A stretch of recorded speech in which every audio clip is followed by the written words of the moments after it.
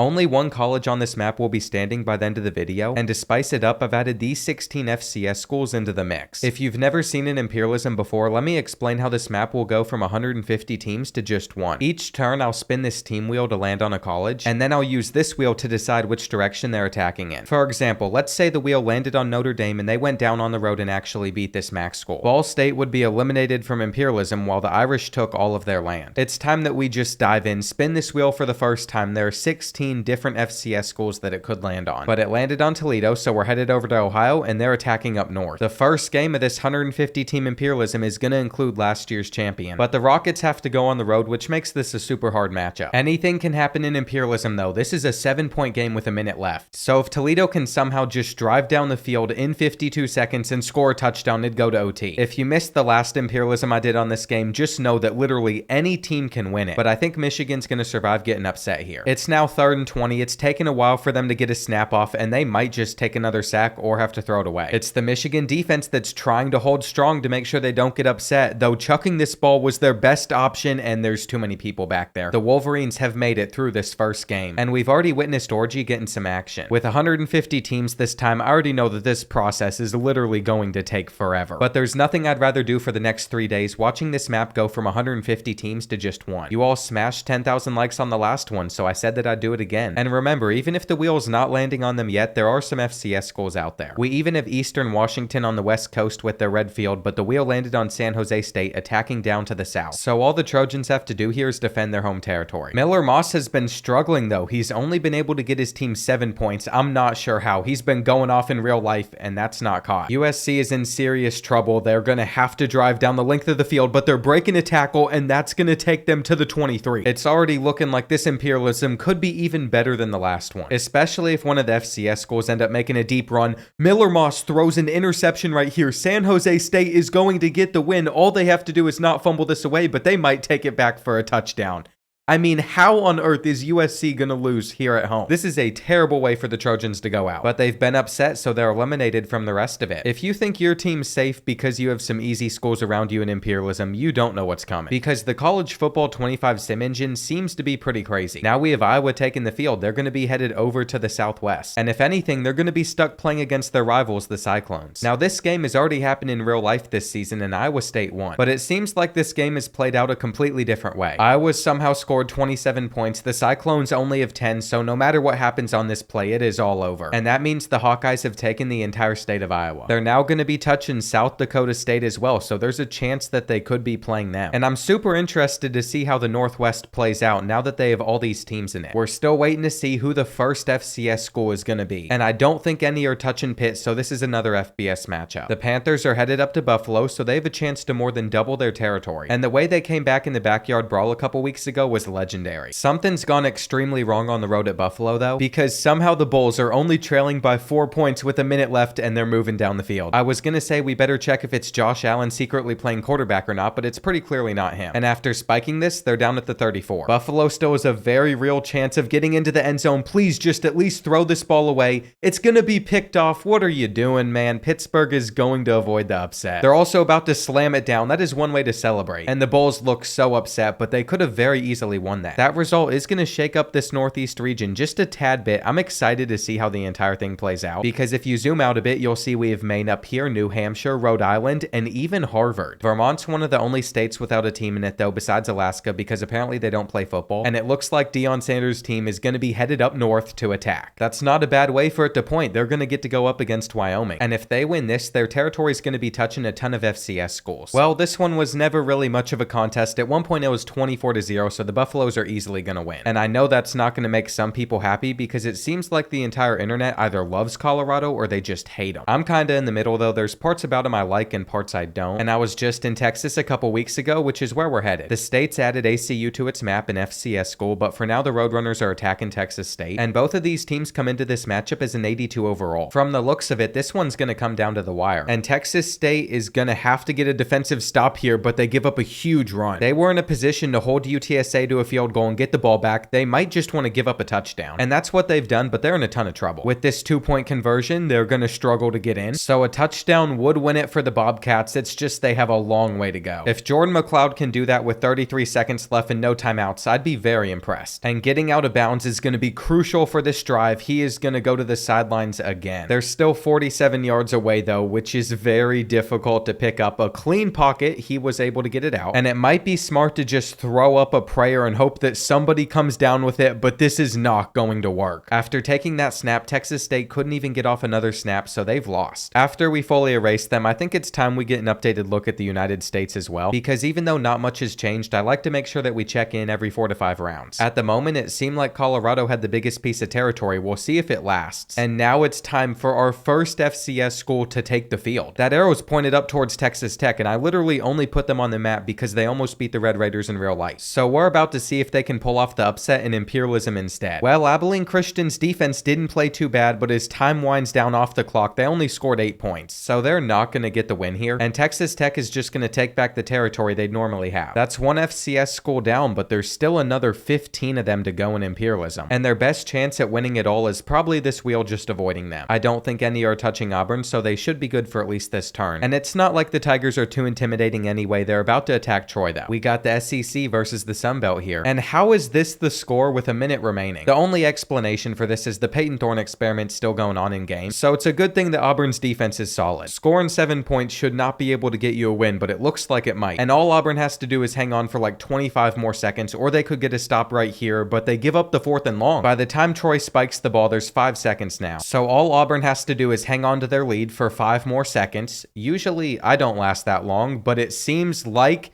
they're going to. They made the tackle in time. How did Troy have a shot at getting that? They literally made that tackle at the 1-yard line. And the fact that they weren't in prevent defense makes 0 sense. There's Peyton Thorne's stats, a solid 92 passing yards. And if the Tigers play like that again, Florida A&M down here might just knock them off. I still can't believe the type of finish we just witnessed, but we have to keep on moving on. And Army's been landed on, so we'll see what direction they're going. It looks like of all the teams they could have played, they have to take on Syracuse. And I'm not saying the Orange are really good, but they are compared to most of the other Northeastern teams. Well, through 4 quarters, Army couldn't score a single point. So that means that the Orange are now going to control most of New York's territory. Pitt still has a piece of it too. And now the wheel is going to take us to Liberty. They had a deep run in the last one, but now they have to play early. So we'll see if them or James Madison's going to be eliminated. Both of these Virginia schools end up being pretty good most of the time, but it seems like Liberty's going to have the edge here as they won this one 27-10. Quentin Cooley played really well, rushing for over 100 yards. And this is kind of how I expected this game to play out, but Liberty better not expand too much or else they're going to be touching a ton of different schools. I'm definitely ready to see more FCS schools compete, but we're headed to Georgia State, so that's not going to be happening here. They're headed to the east, and I'm pretty sure this is quite the rivalry. Just looking at the name, it's called Modern Day Hate, and we're getting a ton of close games in this Imperialism so far. I feel like the update changed something. The sim engine seems to be working a little bit differently, and if that leads to more chaos, I'm here for it. Spending 20 seconds to get 2 yards though was the worst thing Georgia State could have done. Georgia Southern gets the pick, and that turnover seals it for the Eagles. The rivalry trophy is going to be sticking with the home team, but Georgia Southern's always in such a hard spot because they have the Bulldogs right on their border. They're also trapped between Florida and Florida State, but it's not like either of those teams are good this year, so they're probably not too worried about them. Now we're headed out to Kansas, and I feel like these two teams always end up playing. The border war is basically just unavoidable in Imperialism, and Kansas has gone straight through Missouri's to take all of their territory because somehow the Tigers have only scored 7 points in this game. That is not what I was expecting, but they're going to come out on top. And all of this land should put Kansas in the running for having one of the biggest territories in the country. They're in a tough spot in the middle of the map though. A ton of teams will try to attack them, and I remember Wake Forest doing better in the last Imperialism than I thought they would. Their first game's against Charlotte, so they should get off to a good start, especially since their 8 overall is better. Well, at this point, I'm convinced the new update has definitely affected the sim engine. We have another tight finish, and Charlotte just burned their final timeout. I don't know what all this is, but if that type of celebration from their cheerleaders helps, it's going to help them win, but instead they throw a pick. Seems like it might have just been bad luck instead. With Wake Forest quarterback getting on his knees, the Demon Deacons are walking away with a win, and that's going to get them a little bit more land, but not too much to where they're overexposed. There is still so many different teams on this wheel. We have a long way to go, but we're getting another taste of FCS schools. South Dakota was landed on, and they're going to be attacking up north against North Dakota State. I have been waiting for a matchup like this, and once again, this has come down to the wire. The Bison have the ball with about 50 seconds left. They're running it for whatever reason, and they're not not using any of their 3 timeouts either. Let's see where they're going to go with this pass. It's going to be over to a tight end, and if he gets out of bounds, they're in a decent spot. They still have 3 timeouts that they can use. So they don't have to throw towards the sidelines, but they do need to throw towards the end zone. They're down to the 12. What a classic we have right here. Can North Dakota State avoid falling to South Dakota? They're going for the end zone, but he had no one open, so he had to sail the pass. I know this is not how the Bison want to go out. They're going to probably take a sack here, or they're going to get the throw out, and that's how North Dakota State loses. I can't believe that I'm taking them off of the map already. Now South Dakota State is in a prime position to take over all this land. But I've also heard the Montana schools are pretty good, so they might be able to do the same thing. Normally that region is just empty. Teams like Nebraska and Wyoming take it over. But now we have chaos over there, and we're headed to BYU, who's going south. Arizona State might be a tough out here. I know this is now a Big 12 matchup, and the Sun Devils have been playing pretty good in real life. They just got run through in this game though. They couldn't stop the BYU offense, and I'm not sure if BYU's even good this year. They sure played like it. Jerry Bohannon carried them, and it's going to be hard to tell the difference between Arizona and the Cougars territory because these colors are so similar, so one of them is going to have to beat each other. The wheel could give us that matchup, or it could give us Kennesaw State, and they're basically an FCS school. They just played at the FCS level last year, and they're attacking Jacksonville State, who was at the FCS level like 2 seasons ago. I can't imagine the Owls are going to score many points with a 60 overall offense. And sure enough, look at this score with 30 seconds left. I mean, the Owls haven't reached the end zone once. They haven't even kicked a field goal. They're not getting this pass. So they're going to lose this game 19-0. Teams are not scoring as many points as they were in the last Imperialism though, and that's a fact, which is why I think we're set up to get some crazy results throughout this entire video. If your team doesn't have a good offense,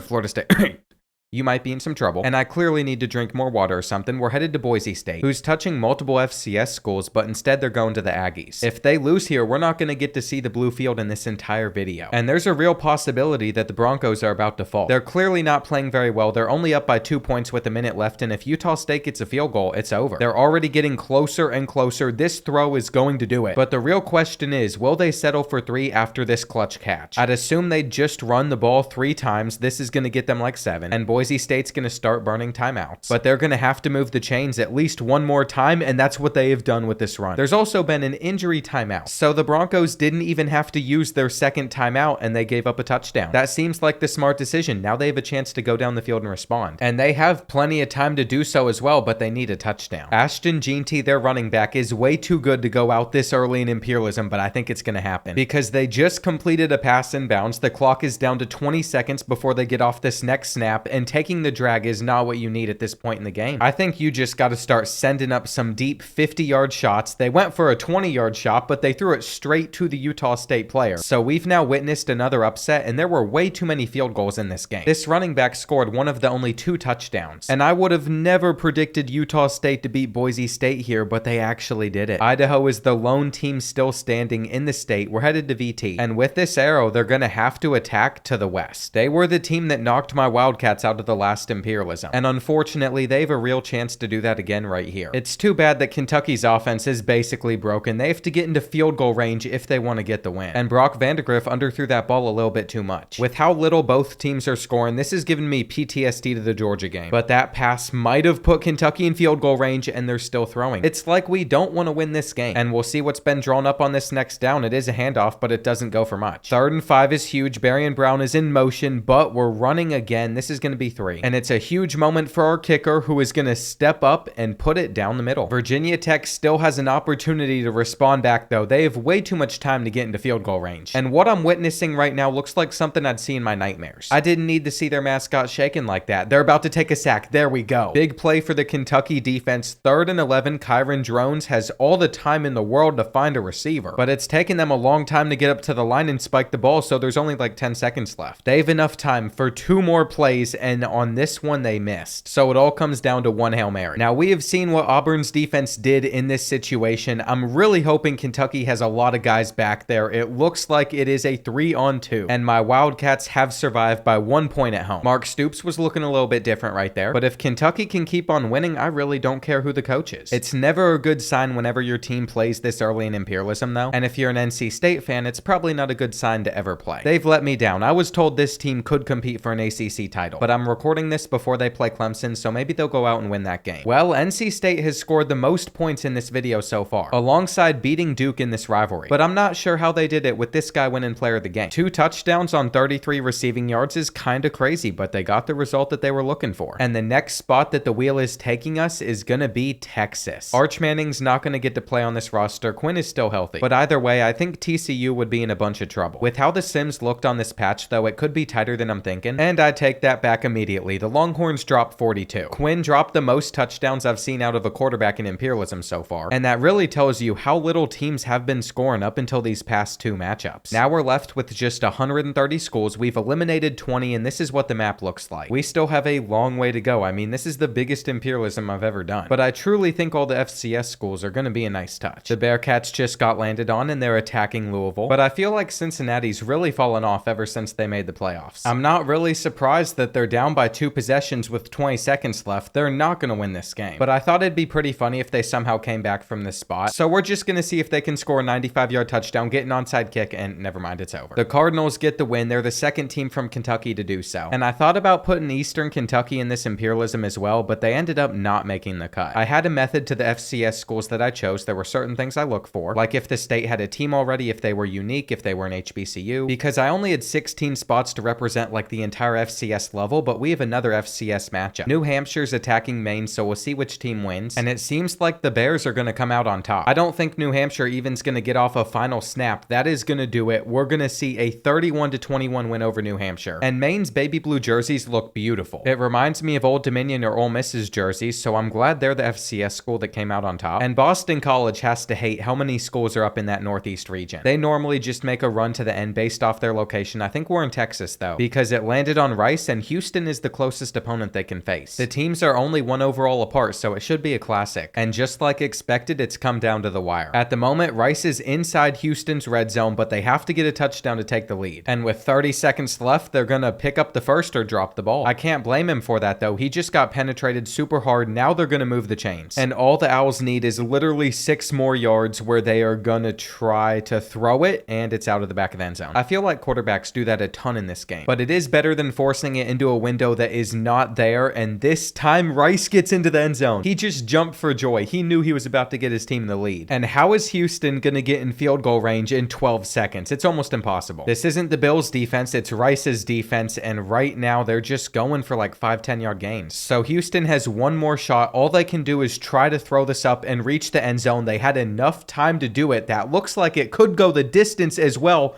but it's dropped. That was actually a really good effort right there. Rice is going to survive though. Taking over this new territory though means that they're now going to have to touch an additional 2 schools, which just increases their chances of going out earlier rather than later. We're headed back to Alabama, this time for UAB, and that's a difficult attack to pull off. They're going to try to beat Ole Miss. Now the Rebels haven't done great yet in any of the sim stuff I've done on the channel, so I wasn't sure how they'd do in this game, but they took care of business. Their Judkins replacement played pretty well, and the few Blazers fans that are watching this are just going to have to deal with this early exit. I'd assume if you're from Alabama though, you're either rooting for Auburn or the Crimson Tide, and the same has to go for most other states where there's a big school and a small one. Now we have Arkansas going on the road at Tulsa, and I feel like Arkansas being an 85 overall is pretty generous, but if you root for the Razorbacks, it's a blessing because they just destroyed Tulsa. That's the most points we've seen from a team in this video so far, and all of a sudden teams are scoring a lot more points, so maybe my sample size of the sim at the beginning of this was just a bit too small. The better teams seem to be winning more games now. Appalachian State gets landed on, and this arrow is going to take them to the south. All I can say is they're in trouble. They're playing at Clemson, but who knows, maybe this could be Michigan 2.0. I mean, with 1.5 minutes left, it has a real chance to be, but the Mountaineers are going to have to move the ball from their own 11-yard line, and with this pass, they actually got a good gain. Now they're going to drop back. They have plenty of time to get it out again, and what is Clemson's defense doing?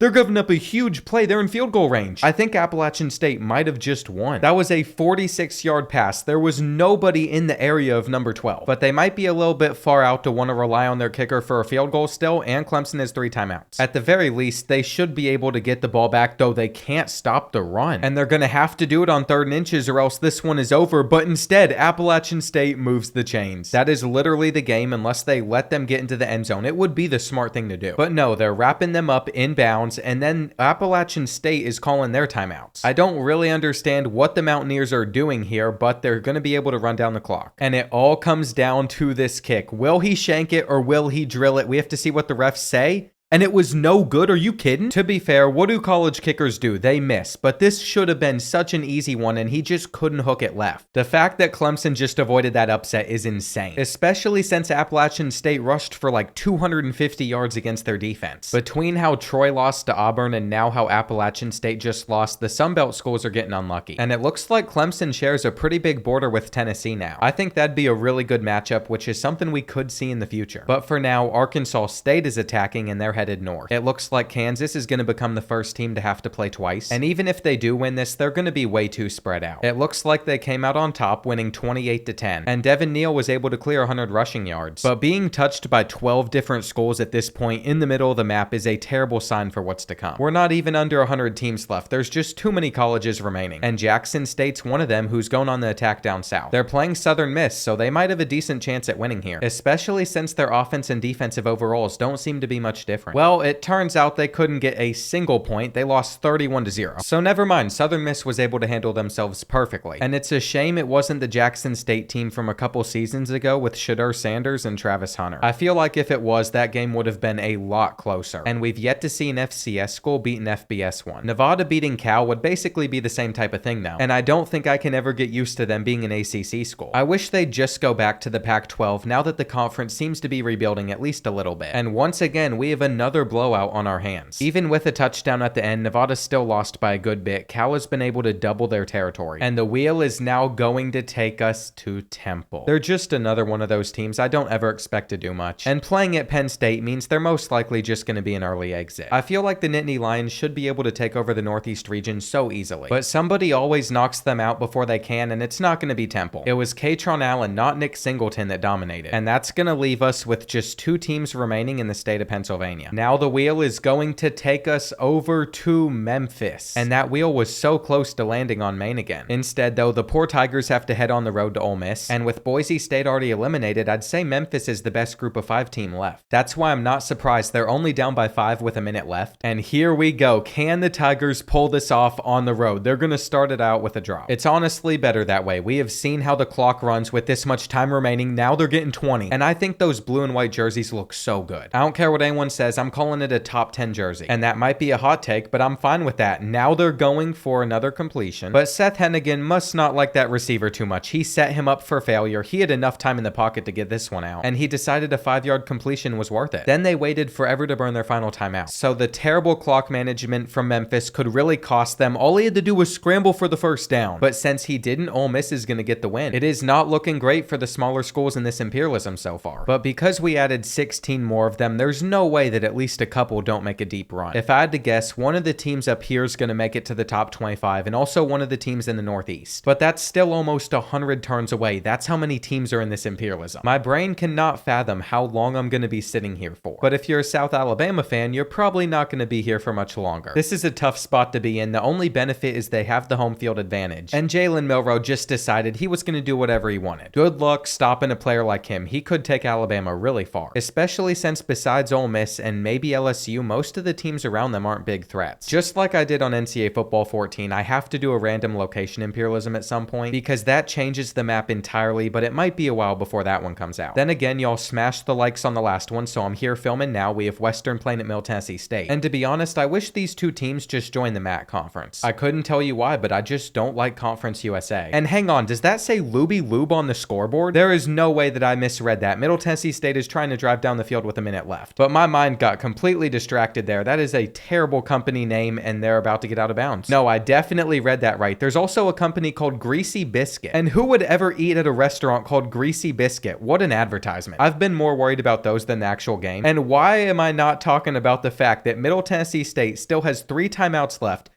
and they just called one? I think all coaches need somebody like me on their sidelines to help them manage the clock. This stuff happens in real life, and those terrible time management mistakes cause teams to lose so many games. All they can do is just send up a couple prayers, but that ball was not caught. One final shot for Middle Tennessee State to win this rivalry over Western Kentucky, and it is going to result in nothing. thing. I can now say that all 3 Kentucky teams have won their first game, and that's definitely the first time it's happened in an Imperialism. My home state is getting represented well in this one, and I'll admit, I actually miss Kentucky a little bit, but I guarantee that'll change once winter hits and it's 70 degrees out down here in Florida. The summers might be brutal down here, but it's not like I go outside anyway. And for our next game, we have Illinois attacking Purdue. This rivalry is called the Battle for the Purdue Cannon. It fits the Imperialism theme, but the Boilermakers ended up steamrolling over the Fighting Illini. Don't let that final score fool you, because until the final 3 minutes, it was 30-6. I thought we were going to have a close matchup on our hands, but it's not how it played out. And with this wheel spin, we are headed to UMass. I feel like there's a couple FCS schools they could end up playing, but they've avoided playing entirely because the arrow pointed this way and Vermont's own claims. Since Alaska's not on this map, a team controls every single state in the US, and that's going to make this even more competitive. This arrow points to the south, where we are getting Oklahoma State attacking Oklahoma. They might have canceled this rivalry in real life, but we're getting it in Imperialism. And I thought it was going to be close, but no, Oklahoma got destroyed. I don't know what Ollie Gordon was on, but he should get on it again, as long as he doesn't have his car keys, because this performance was insane. It is exactly what Oklahoma State needed to be the final team standing in Oklahoma. And just looking at this map from a distance, things are starting to shape up a little bit. Some teams are starting to stand out with the territory that they have. Akron does not though, because they start in Ohio that has like 8 or 9 teams, and now they're attacking North. Unless they're supposed to be good at football, we have the Toilet Bowl coming up. But it's a rivalry, it's a battle for the wagon wheel. So that at least raises the stakes, making it a little bit more entertaining. It's also going to have a close finish, because with 50 seconds left, Akron finds themselves down by 8 inside the red zone. But now it's 4th and 2, so they have to pick it up. This is a big moment for the Zips, and their quarterback has enough time to get it out, but it's going to be dropped. So Akron's very fortunate. They've saved all 3 of their timeouts, and they have a chance to get the ball back if they get a stop. It's not looking likely though. And Kent State, who I'm pretty sure is one of the worst teams in the country, is going to run the same play back to back and not get anything. It's now 3rd and 1. Akron just has to send the house, but instead they allow them to pick up the first down. And that means Kent State has come out and won the battle for the wagon wheel. I wish they'd show that trophy right there. It looks pretty cool. And poor Kent State is now bordering Ohio State, so they're in a bit of trouble. They're literally stuck between Pitt, West Virginia, and the Buckeyes, but they don't have to play for now, and we are headed down to Miami. There's a new team in the state, but they're not going to be attacked. FIU's the only one in this direction. So it's time to see if Pitbull Stadium can be defended by the Panthers. I can't believe I'm about to sit through this entire intro just to see a stadium name. But there it is. Pitbull has actually bought the rights to FIU Stadium. Maybe he should have spent that money on getting better players to come to FIU though, because they just got beat 41-0. And Cam Ward dominating is probably going to become a theme. He didn't have to there, but if a team ever figures out how to find the end zone versus the Hurricanes, he'll have to step his game up. And headed back to the wheel, now it's going to take us up to UMass. They've already avoided playing once. They're not going to be able to do it again. And either them or UConn is about to become eliminated. Neither of these teams are great. In fact, I'm surprised that the MAC accepted UMass. And I'm surprised Connecticut didn't put up a better fight at home. They should definitely just stick to basketball. And besides Boston College, the teams on the right side of this Syracuse-UMass border are so bad. I think the Eagles are still set up to dominate that Northeast region. And if you're an Iowa fan, you don't want to have to play again already. The worst part too is this arrow is just going to touch the tip of Kansas's territory here. So whoever wins this is going to have way too much territory. Well, I said in the last Imperialism I would make no more jokes about Iowa's offense, and I have stuck to that word. But what am I supposed to say in this situation? I mean, there's only 30 seconds left in the game. They're taking forever to snap the ball without using any of their remaining 3 timeouts. It's almost like they don't even want to win, and there it is. I think everyone knows what I'm thinking. I don't have to say it. And Kansas just expanded their land even more. That result definitely caught me a bit off guard. I remember Iowa went on a tear in the last Imperialism. And just taking a look at the full map, it's not looking good for the Jayhawks. Anybody in the middle of the map has a decent chance at attacking them. And Eastern Michigan's stuck going on the road down to the southwest. Unfortunately for them, Michigan's standing in the way. And the Wolverines don't need Connor Stallions to win this one. Without stealing a single sign, they're winning 41-0. Eastern Michigan couldn't score. And there was a ton of celebrating going on during this orgy performance. For my Michigan fans, I hope he gets to keep the starting job in real life. He seems like he could be a super exciting player. And the defending national champions aren't out of this one yet. Depending where this arrow points, Georgia Tech might be though. And they've avoided Georgia for now as they're headed up to attack Jacksonville State. The Gamecocks have already defended their home territory once though, and there's a chance they're able to pull this off too. For it being 21-all with a minute left, this stadium is rocking and their quarterback is about to take off and try to scramble. But he didn't get very far and overtime could be on the horizon. An injury timeout's going to stop the clock, and that only hurts Georgia Tech because if Jacksonville State gets in field goal range, this game is pretty much just over. The Cocks are doing their best. They've played very hard against the Yellow Jackets, and I'm starting to wonder if they're confident enough to just settle for a field goal from this point. It feels like that's what they're about to do. But they also have to get this kickoff in time, and they don't. I don't know why he didn't just get the ball snapped. What I do know, though, is this team is in a position where if they choke, it's going to be so embarrassing, and Georgia Tech picks up the 3rd and long. By 3rd and goal, though, they still haven't gotten into the end zone, so the Gamecocks could come up clutch, but Georgia Tech is in Wildcat, and that jet touch pass doesn't work. I have no idea what they're going to decide to do on 4th and goal, but I think I've seen enough. Georgia Tech deserves to lose this game. They missed it too. How are you going to settle for 3 on the 1-yard line and not even hit this kick? That is embarrassing. It's clearly very important that we watch these field goals. Jacksonville State's kicker is going to have an opportunity to end it as well, and the refs are going to signal that it's good. They still ended up winning, even though they should have in regulation. And Zion Turner was the player that carried them to this. I think they're in a really tough spot on this map, but at least they've impressed me. I'm sure their fans are happy with what they've done. And how unlucky do you have to be to border Tennessee, Ole Miss, Clemson, and Georgia? I mean, it's just a brutal spot to be in. Kansas State is attacking though, and they're sick of seeing their in-state rivals have success. They want the biggest territory. What did I say? The Jayhawks are going to get stuck playing in a ton of matchups, but they're handling it very well. At the moment, they have a 12-point lead on Kansas State, and even if the Wildcats do get into the end zone, they're going to have to recover an onside kick to still have a chance, so that'll be interesting. We have seen that happen in Imperialism before, so that's why we still spectate. But by now, the comeback looks like it's not going to happen as they're not getting in. Here we go, 4th and 2, game on the line. Avery Johnson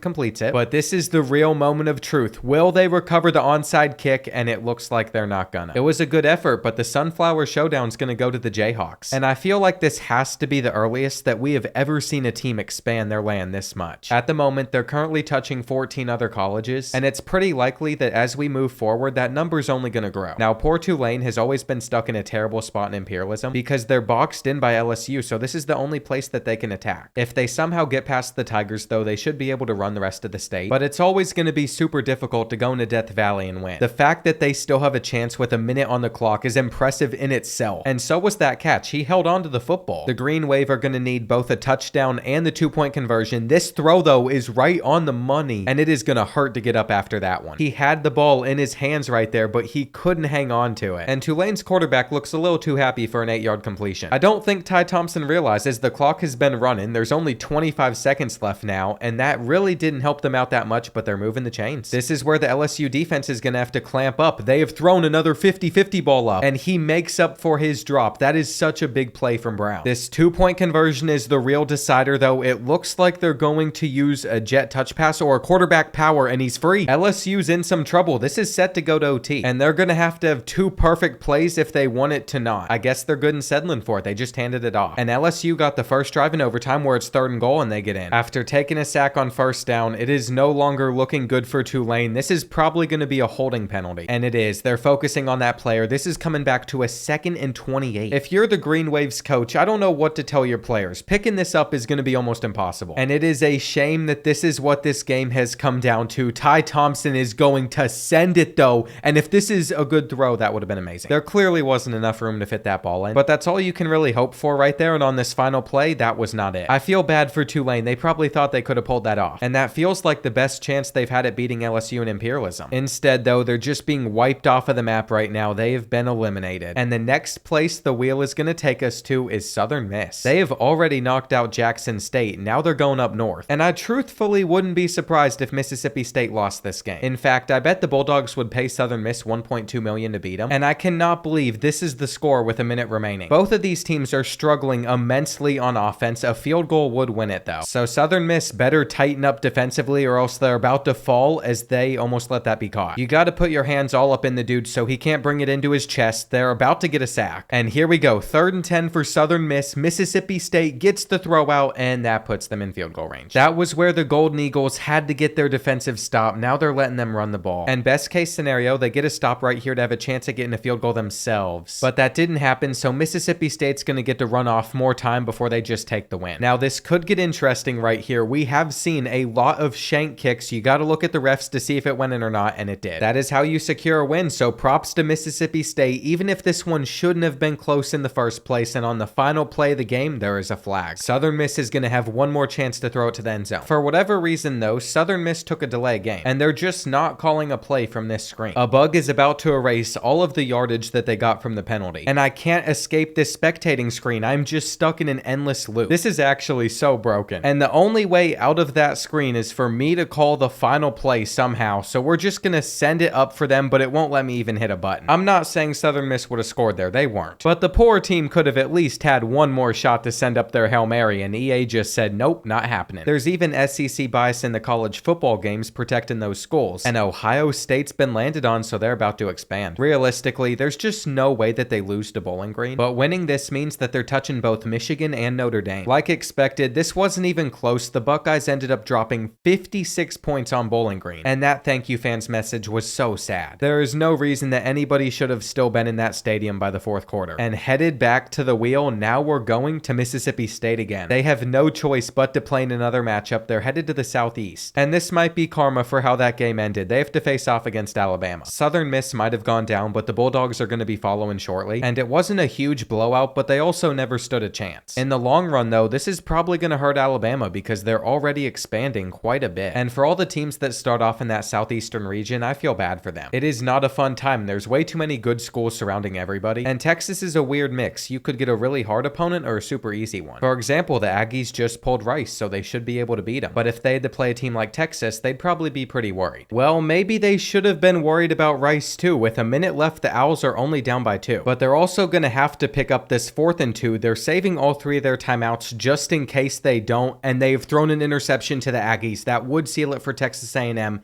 if they took it back to the crib, which it seems like they're gonna do. It looked like they could have blown that game for a second, but their defense clutched up. So rightfully so, that cornerback won player of the game. The power of the underdog amazes me sometimes in Imperialism though, because whenever faced with elimination, a lot of teams put up a pretty good fight. Sam Houston has been landed on though, so we're staying in Texas, and they're gonna have to attack up north against SMU. After what happened in the last one, I can't say that this should be a blowout. And it's tight. You have to wonder how SMU was able to convince the ACC to let them in. I mean, this is simply a game that you just have to dominate in, and instead they're generating no pressure. Sam Houston takes it inside the 25, and if they can score a touchdown, they could pull off the upset on the road, which is starting to look more likely. There's still about 35 seconds left, and they are going to sling it to the end zone, but he dropped it. How did he not hold on to the ball? I thought he had that for sure. It must have hit him in the chest, but it doesn't matter. Sam Houston does it here. And yeah, you can hit whatever dance you want whenever you're about to pull off an upset. They do need to get this 2-point conversion though, because if they don't, they've left SMU with a lot of time. If they got a field goal, I would not be surprised. But they shouldn't have taken that ball out on the kick return, and now Preston Stone's just gonna have to throw it away. There's not that much time left now, and that is an incredible catch and throw. That one play might just save SMU, because now they have hope again. They're going back to that side, and I wonder who this flag's on. I think it might be against Sam Houston. It was. So all of a sudden the Mustangs are on the 46-yard line. They're getting closer to field goal range, but they're gonna have to go for a 10-yard play, not a Hail Mary on this play, and they went for the Hail Mary. Even though the AI is way smarter than it was on NCAA Football 14, that was such a dumb decision from the computer. This final Hail Mary though was almost caught. That would have been crazy if they held on, but it's also crazy Sam Houston wins. And because of it, there's going to be a little bit more orange in Texas. I love rooting for the underdogs, so that was pretty enjoyable to see. But poor Georgia Southern is in a pretty tough spot. No matter where they were attacking, this was probably never going to go well, but playing the Gators is probably one of their best options. Never mind, I take that back. They couldn't score a single point in the Swamp. And I hate to admit it, but DJ Lagway might end up being pretty good. With Georgia Southern gone, this entire region just got even tougher. And this next matchup is actually pretty important. It's landed on Delaware, so we have an FCS school playing again. And they're going to be attacking Navy to try and finish inside the top 100. This feels like a great chance for an FCS school to get a win. And Delaware's moving up to the FBS level next year anyway, so I'm not surprised with about 30 seconds left. They're only down by a touchdown, but that was almost the game. I don't know where their quarterback quarterback was looking. We'll see if he can do any better on 2nd and 10. But these FCS schools are not catching the ball. I don't know if Delaware's actually good at football in real life, but I'd assume they're decent if they're going up to the FBS level. And they'll be in the next college football game, so all those Imperialisms will have them no matter what. Their quarterback has enough time back there in the pocket to cheat on his girlfriend, maybe 2 of them, but his receiver dropped the ball again, and that is going to do it. Delaware was so close to pulling off that FCS win. But not only did that not happen, they also were the final team to not make it to the top 100. So they're watching from the outside as all these teams had a little bit more success than them. With 50, yes, 50 games out of the way, we're only a third of the way through Imperialism. And at some point I have to do a smaller one of these, like only SEC schools or only group of 5 teams. If you all would want to see that, just let me know. LSU's attacking Louisiana, and after getting by Tulane, they're trying to take the rest of the state. They didn't have many issues with the Raging Cajuns. They won this one 33-3. But that's what we expected to happen. As they expand though, they're no longer going to be surrounded by a bunch of cupcake opponents. So they better be careful. You still don't want to expand too much. I also feel like it has been forever since we've been in California. But that's where the wheel took us, and poor Hawaii is getting attacked. This time, it's not a surprise. They're prepared. And with the way they responded, they've blown everyone away because they dominated this game. Their quarterback came out and threw for 4 touchdowns. And that's a great way to respond to someone that's trying to take your territory. They've stayed alive for a little bit longer. They're in a great spot on the map, pretty isolated. So the chances of them playing again anytime soon are pretty low. Kansas is in a different situation though. They're getting attacked again. And at this rate, it's just going to be never ending. The only way it's going to stop is if they lose, and they're in a position where they have to score a touchdown to stay alive. Jalen Daniels completes the pass to get them past midfield right there though. And there's still about a minute left on the clock. Now he is going to sling it, and that's dropped. I'm really not sure how you don't hold on to the football right there. I mean, it hit him in the middle of his hands, but they catch this. And all of a sudden, you don't want to be in as much of a hurry, but they still are. The Cowboys still have all 3 of their timeouts left. Devin Neal was wide open right there. And maybe Jalen Daniels is just as blind as me. Once again, Devin Neal was open, but he finds someone else. And that means the Jayhawks have taken a lead. This 2-point conversion is very important though, and we'll see if they're able to get in. Jalen Daniels can't escape. So Oklahoma State can just win with a field goal. Alan Bowman is going to have to come up with a big play, and that is not it. You're going to have to go for more than 2-yard gains. Alan, come on, you got to throw it up. That's what he's done right here. And it looks like it's going to be caught. No, they're saying he dropped that. It looked like he held on because the thing underneath him lit up. And that makes me so sad. That would have been the greatest catch ever. I thought Oklahoma State was going to end Kansas's run with something like that happening. Instead, this is the final play of the game. And what a shame. I feel like he held on to that football for a second. Instead, the Jayhawks continue to claim more land. And we're watching it back. I almost had a voice crack over this. That's how impressive it was. And he literally had it. I've looked at it from a lot of angles, and I got to give credit to Dotson for that hit, because that is the only reason Kansas gets to continue taking over every inch of this map. By now, they've basically just boxed in Arkansas. And there is currently 17 different colleges that are touching them. Western Michigan is not one of those though. They're in a different spot on the map. And unfortunately for them, this is running into Michigan instead of Michigan State. They're going to have a hard time winning at the Big House. And I have to say, they're putting up a pretty impressive fight, but they had to score here. See, they're trailing by 2 possessions with 8 seconds left, so anything short of a touchdown does not help them out at all. Michigan is going to seal it, and I'm sure the Wolverines would have hoped to win by more than this. They seem to be taking care of the teams that are smaller in Michigan pretty swiftly though, but that doesn't really help them because it just increases the odds that they're going to have to play Notre Dame. UMass has been picked again though. They are headed to the West, and only one of these 2 teams is going to be standing after this. They're sharing a huge border between the tip of the Northeast and everybody else, so this matchup really just hurts the teams on the right side of that, and I am shocked that Syracuse is trailing by 5 with about a minute left in this game. The Minutemen have come to play. Kyle McCord has got to spike it, and that's a lot of championship banners in the Carrier Dome. I would assume those are for other sports, unless Syracuse just had a crazy run in football I am not aware about. I mean, there were 6 of them up there. A couple of those got to be basketball, or maybe there's some weird sport like tennis that you wouldn't expect. Anyway, back to the game. Kyle McCord has moved them down the field quite a bit, at least until that ball popped right out. They would have been in a prime position if he could have just yanked it in. Now the drag is going to get them the first down, and it's about time that they use their final timeout. Any play that ends in bounds is going to be their final play of the game though. He can't take a sack, so he had to get it out. And this is an insane amount of pressure. This is why we watch Imperialism though. For these tight finishes, Kyle McCord throws it for out of bounds. That was a little anticlimactic. I didn't see the play going that way,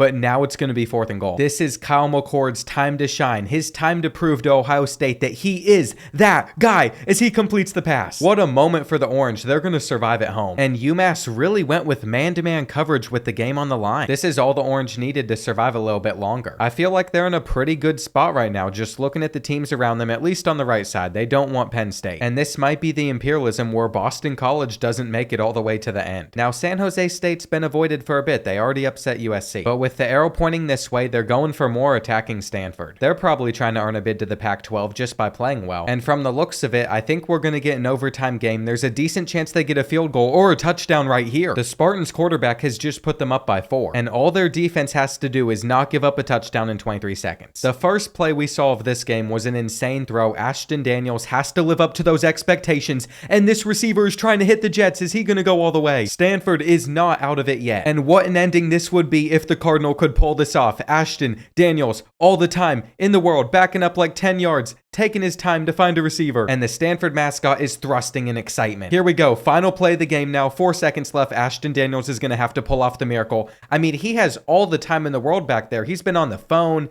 He's texted his mom. And now he slings it out of bounds. You've got to be kidding me. That game couldn't have ended worse after everything we just saw. I thought he was about to go crazy. Instead, he just let them take the win like that. Let me get some more tight and exciting games like that real quick, though. I'm trying to get in my announcer bag. Well, the Spartans are playing again. And they're going for every team that left the Pac-12 for the ACC. If San Jose State pulls this off too, that would be incredible. But they're kind of unlucky if the wheel just landed on them twice in a row. Their lack of luck hasn't held them back in this game, though. They're up by 7. They're getting the interception with a minute left, and I think that might just do it. This Spartan team is electric. They're getting win after win. And all they have to do is not fumble the ball. If they punch this in, it's over. They're literally like 6 inches away from doing it. And they took that 6 inches well to make sure they stayed alive in Imperialism. It doesn't get much better than what's going on at San Jose State right now, though they might have expanded their territory a bit too much. Because now they have teams like Oregon touching them, but at this rate, they can handle them too. If I'm the Pac-12, I'm giving them a call. They can join the conference immediately. And all Texas Tech has done in this Imperialism is beaten FCS Schools. So now they're looking to beat some minors instead. This game's just giving me layups at this point. I'm having a great time. And they didn't let the minors put it in once. They couldn't ever reach the end zone. Taj Brooks went off. This is a great stat line for a running back. And at the moment, the Red Raiders are going to have the largest amount of territory in Texas. In the grand scheme of things, though, they might not be that big. The wheel is landing on them again. And what is up with the wheel going back to back on the same team? Of course, it's going to be Kansas that can't catch the break. They are being attacked. And at this rate, I'm not sure they can handle another expansion. If they don't lose at some point, they literally might just be in half of these Imperialism games. And Texas Tech is in a terrible spot. They have the ball on the 3-yard line. I mean, they have a chance after getting the ball back with a stop, but it is not a very good one. On 3rd and 9, their quarterback is going to step up and deliver a dart to move the chains. But at the same time, they had to burn their final timeout, and they need a 2-point conversion. I will say the Red Raiders are getting up to the line a lot quicker than some of these other teams. They're getting the snaps off. He is able to throw another one. And Kansas's defense is collapsing whenever they can. All they've had to do to secure this win is stop Texas Tech from having a 97-yard drive. And I'm starting to think they might have done it. The Red Raiders have 2 plays left in them. This first one is going to get them out of bounds. And what is Kansas doing? They could actually choke this game. Texas Tech has the chance to pull off the drive of the century.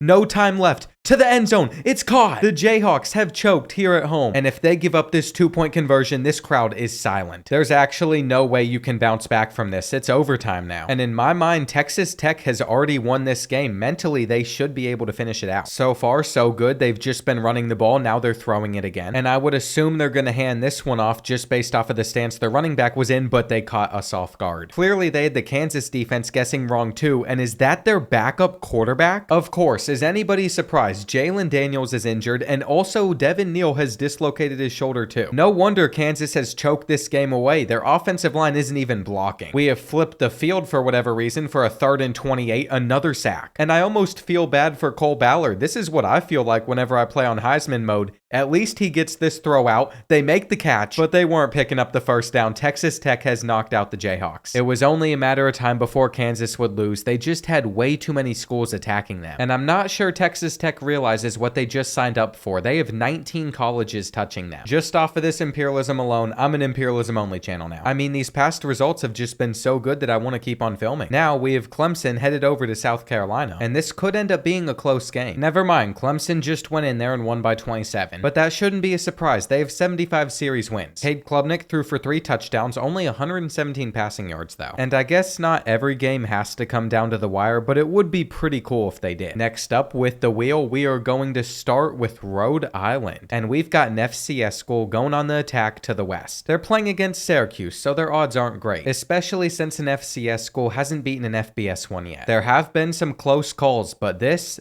was not one of them. Kyle McCord once again just giving the finger to Ohio State, and adding on this little state to their territory does almost nothing for Syracuse. It does make it more likely if the wheel lands on Boston College. They play them though, and we saw Navy survive against Delaware. Now they're going on the attack. Up towards Penn State is quite the bold move though, and we might just be getting our third blowout in a row. Like expected, 41-7, not a tight finish. And this time it was Nick Singleton instead of Katron Allen dominating. The Nittany Lions have quite the backfield going on over there. And now we will see what Washington State can do. Remember, it's not just them in the state with Washington now. There's also Eastern Washington. And they have a red field, but they're not attacking either. They're headed down to Oregon State. It is a Pac-2 matchup. Only one of these teams will survive. And even though the Beavers were at home, they didn't play very well. They threw 2 interceptions to just this one guy. And if Oregon State wants to spread it around like Peyton Thorne, they might as well just get him to transfer there. We need a good matchup again. That is what the wheel has to bring us. But I'm afraid that might not be happening here. I mean, it is Air Force versus New Mexico. But you know what? Even if they're both bad, this could be good. I won't lie, the Lobos have disappointed me here. They're not going to make up for 16 points on the final play. In fact, they're still just giving it to the other team. Air Force gets the win, taking half of the state of New Mexico. And in that process, they've also been able to double the size of their territory. I might have jinxed all the close matches in Imperialism though. They haven't been happening. And Boston College has been landed on. They are attacking to the west. I can't say this is pointed up towards Maine though. It's definitely running into Syracuse. And only one of these ACCC schools can survive this. It could very well be either of these teams. With about a minute left, Syracuse is trailing by 5. And Kyle McCord's gonna have to come up clutch again. This has been the Kyle McCord Imperialism though, so will he be able to do it? A short pass like that is gonna run off a lot of clock. They're down to 25 seconds left now, but it's also made this a 3rd and manageable, where I couldn't even see what happened. Syracuse has no timeouts left, so they're in a lot of trouble. 4th and 5.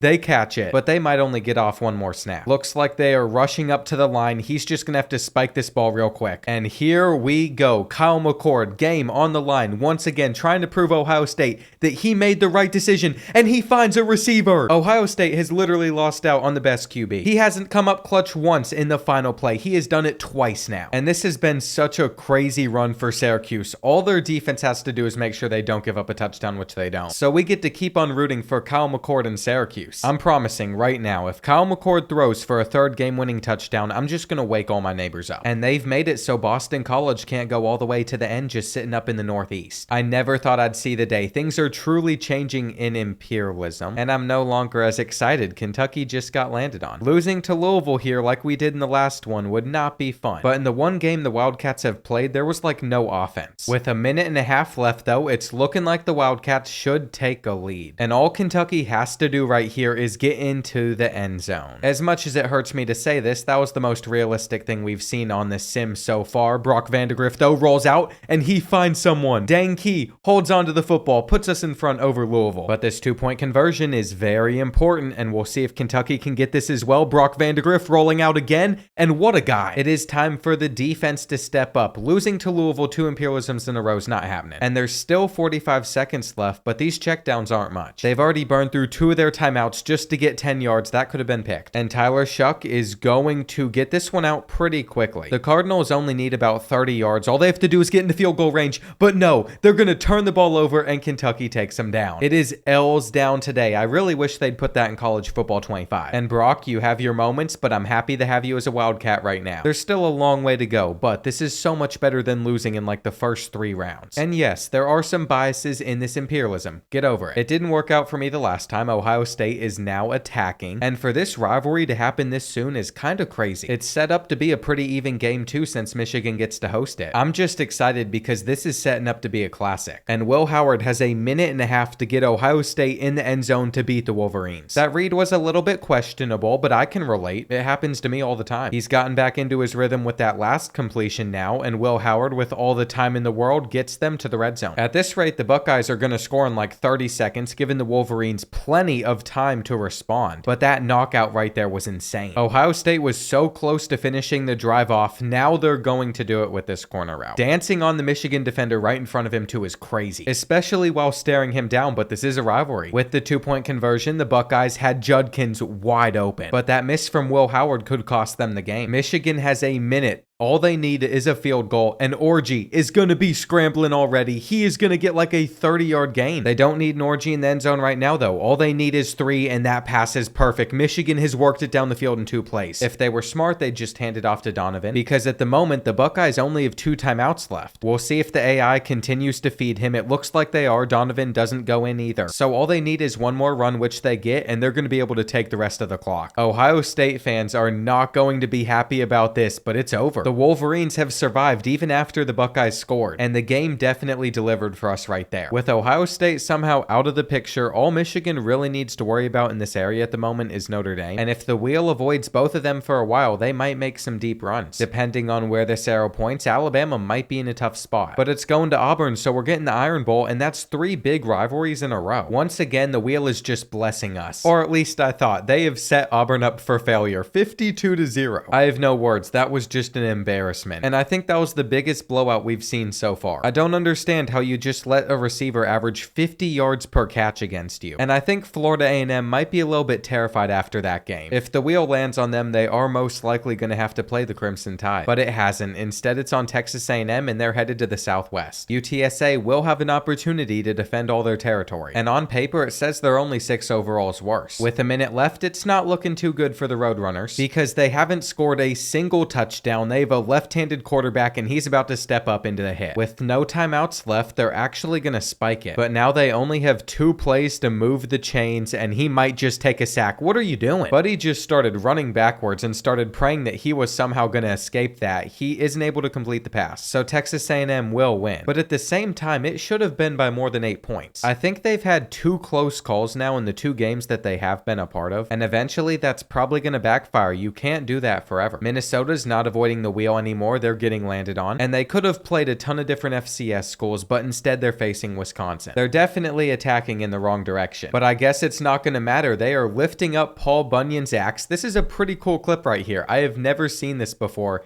And this is what we get to witness before we see the actual score, which was 23-6. Their running back had a nice performance, and Wisconsin couldn't handle that, but don't get some of the yellow territory mixed up right here. That border up there above this land is going to be Central Michigan's. It's a little confusing, but sometimes the same colors match up against each other. And Rutgers has been avoided up until this point, but that's not good. My guess was that pointed towards Penn State, and it did. If you're a fan of the Scarlet Knights, that is not a fun draw. But the Scarlet Knights aren't going to go out without a fight. They're down by 7. They have the ball. And that was such a bad throw, the camera didn't even know where it went. But the important thing is they are in this game. They have a chance, and that's not good. They have let a ton of time run off just for like a 6-yard gain, though it makes this 3rd and 4 achievable, and they're going for the deep shot. This could be it right here if they can't move the chains. We'll see if they go for anything short, but no, they're going for 20 or 30. And they're also going to use their final timeout. Rutgers is not out of this game yet. They are doing this all on the road at Penn State. That was a great step up to scramble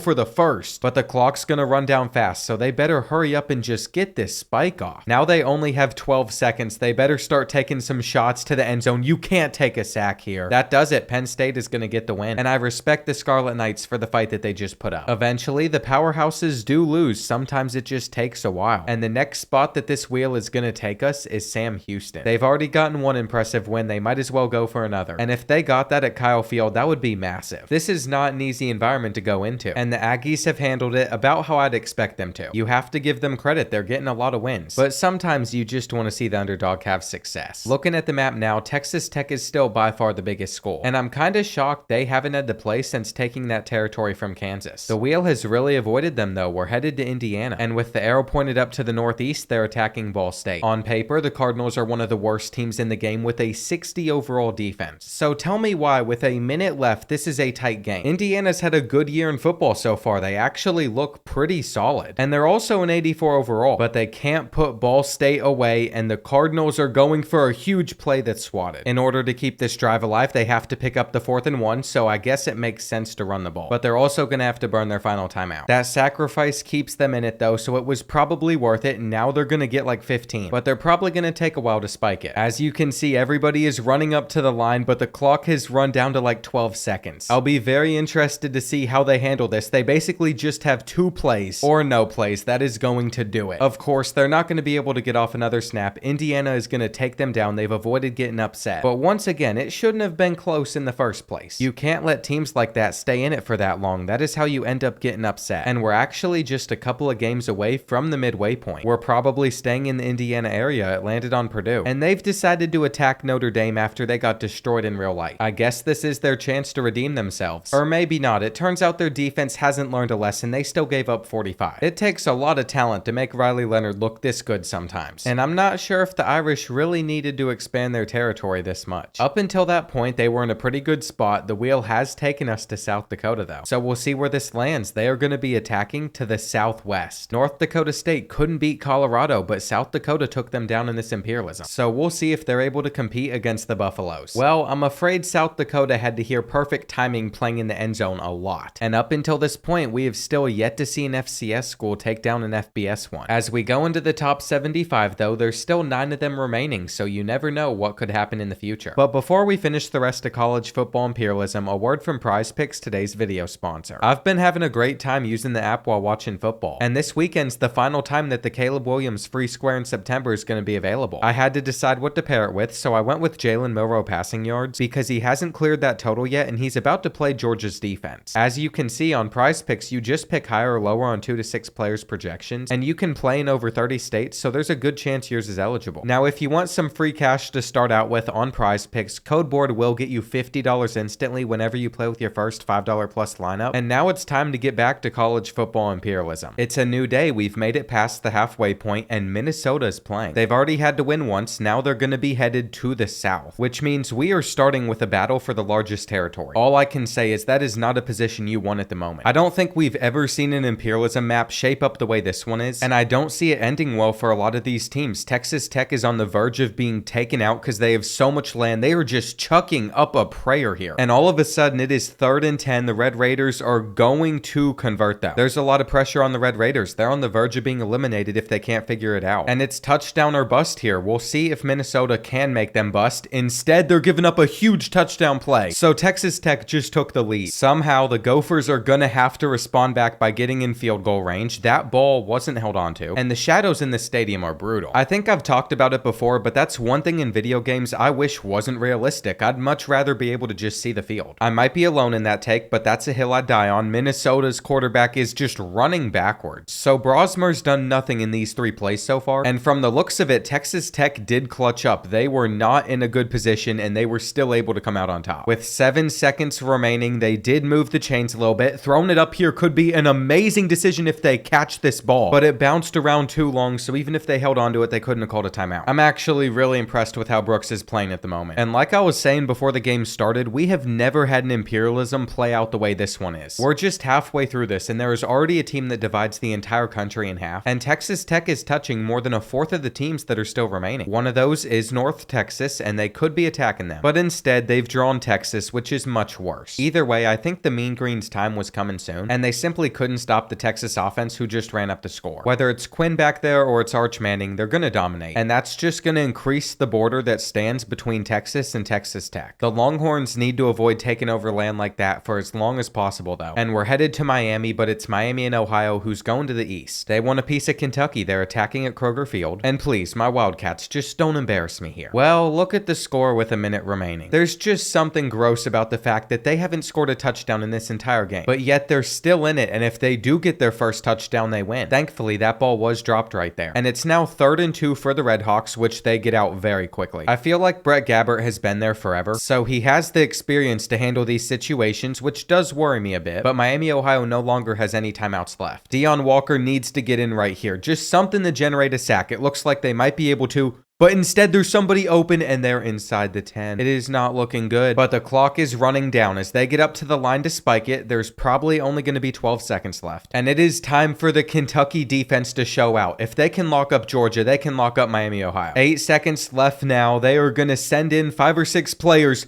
but they dropped the ball, thank goodness. I thought Kentucky just lost the game there. Now it all comes down to this. Kroger Field is pumped up, and it is loud in there. Can Kentucky defend? Just 10 yards between them and the end zone. Brett gets it out, and he missed. He missed the ball. Miami, Ohio is going to beat Kentucky on the road, and I am sick to my stomach. I don't even want to watch that back. The fact that this ball just floated right over his hands and has caused my Wildcats to be eliminated from Imperialism is sickening. I'm not gonna lie, losing like that to Miami, Ohio might be more painful than just going out in the first couple rounds. But there's now no longer any bias left. I'm just gonna root for pure chaos. I'm not sure who Old Dominion's attacking, but I'm rooting for the upset. And with that arrow pointed down towards Liberty, I'm guessing that Liberty losing would be the upset in this situation. They're 8 overalls better. Of course, it's also a rivalry. And the Monarchs got destroyed. They lost by 31. It's a newer rivalry if Liberty only has 6 series wins, but I feel like that makes sense. They've kind of come up in football. And 3 passing touchdowns on 83 passing yards is one of the odder stat lines that we've seen. Headed back to the wheel for the next turn, we're going over to Clemson. And they've already had to play a couple of times, but they're getting another game. Now, it's kind of a tight call, but I would say this arrow touches Wake Forest and not Coastal. So that's how we have this game coming up next. It wasn't much of a matchup though. 49-7. And Clemson fans wish they were still this dominant in football. Of course, Kentucky has to get upset, but all these other teams get to just blow out their opponents. And I'm ready to see another team crumble that's supposed to be super good. That could be Texas. They're one of the favorites to win the entire thing. But maybe not after this. They're going to attack Texas Tech. If the Longhorns win this, that is really going to mess with how things play out. Because there's going to be a powerhouse that could win 20 games in a row just chilling in the middle of the map. I was hoping for this to at least be close, but Texas blew them out. So they've won the rivalry, they've taken all their land. And the fact that there is now a very hard opponent to attack and steal the territory of in the middle of everything is crazy. If Texas can hold this position, they might win the most games in Imperialism history. But even if they do, it could come at the cost at not winning at all, because all it takes is 1 loss. There's still 69 teams remaining. There's a lot on the map. And Western Kentucky's about to try and attack Indiana. I feel like this is either going to be super tight or a blowout. And what did I say? I predicted it perfectly. Western Kentucky is in a tight one here. They're moving it down the field, trailing by 4. And they need to go about 40 yards in 40 seconds, but this sack's gonna hurt. I'd expect them to use one of their 3 timeouts. But instead, they have let the clock run down to just 15 seconds remaining, so I guess they could complete this in bounds. No matter what happens here, they're gonna leave timeouts on the board. They've run the ball. And that was an interesting play call, making this a 4th and 8. There's just a few seconds left now. I think this is going to be the final play. Western Kentucky did their best, but they couldn't pull it off in the end. And for the first time ever, this part of the map is getting taken over by the gray teams. Notre Dame's probably sweating at the thought of playing Northern Illinois again. The wheel takes us to Baylor, and we'll see what direction they're attacking. It's probably not good either way. They were either going to be stuck with Texas or Texas A&M. And what's crazy is both of those schools just left them for the SEC. It looks like Texas A&M had no issues coming out on top, winning 42-10. And I can't believe that we're already down to just 2 teams remaining in Texas. Normally, there's still more teams at this point in the game. The West hasn't been touched much. And here's another example of that. We're going out east to North Carolina. They're attacking NC State, so we have another rivalry on our hands. And going into this, the Wolfpack are 3 overall better. Apparently, that's all that they needed. They won this one pretty easily. So we've gotten ourselves another blowout on our hands. That's unfortunate, and besides us not having many games out west, another thing I've noticed is the FCS schools haven't had to play much either. There's always a weird, different trend with each Imperialism, but I might have just jinxed it. Poor Florida A&M is going to have to go on the road to attack. And either way, it's not looking good for them, but they do get to play Florida State. The Seminoles have figured out a way to get their first win, but it's not coming as easy as I thought it would. Florida A&M is down by 16 with this much time left, and that sack is probably going to do it. But you never know. They could throw for a touchdown here, then go for the onside kick and get it back. It's just that they're trailing by 16. And at the end of the day, I can't joke too much about Florida State. They made sure they got the result here. They might have beaten Cal in real life by the time this is going live too. And as you can see, Florida A&M's just not going to be able to overcome the Seminoles. If Louisiana Monroe Monroe and Jacksonville State just disappeared, this part of the map would be so broken. And the wheel needs to start pointing somewhere else, like out west. Air Force is close enough. We've really gotten very limited action over there. This is headed up north, and they're going to be trying to attack Colorado State. I was kind of disappointed in the Rams for how they played against Colorado in real life after the way they talked, because last season that game was electric. It was super enjoyable, and they're going for their redemption against Air Force, but they're only winning by 4. The Falcons could very well just drive down the field, score a touchdown, and win this game. Their quarterback isn't hitting that pass though, and on 2nd and 10 he is about to take a sack. The poor kid had almost no time back there in the pocket, so he's going to get it out quickly, but he didn't take the time to actually hit his throw. They might just have a 4 and out to end this game unless they're able to move the chains here, and Air Force has all of a sudden just come alive. After spiking the ball, they're still going to have 30 seconds, so they could very well get a touchdown or not. That free rusher might have just ended the game. I mean, they're trying to get everybody back to the line to stop the clock, and it all comes down to this right here. How far can the Air Force quarterback chuck the ball? He does have enough time to get it off at least. That hasn't been true for other plays, but that was not it. He didn't even reach the end zone. Colorado State redeems themselves, but the real redemption will come if they're able to take down Colorado in the future. I can't believe I'm saying this, but they have a couple players on that team that denied $600,000 to transfer and play somewhere else. So those guys have some heart that I don't have. I would have taken that in an instant. I kind of feel bad for them now that Colorado State's not doing well. They just got robbed basically. And San Jose State is up again because UNLV's trying to attack them. It's been a while, but I will never forget the couple game run that the Spartans went on. And just from the looks of it, they might be able to pick up another win against the running Rebels. UNLV still has a minute left, but we've seen a lot of teams fail to move down the field in that time. And if you send a little blitz, they can't handle it. That's what the Spartans defense needed right there though. They are showing that they can lock up whenever it matters the most.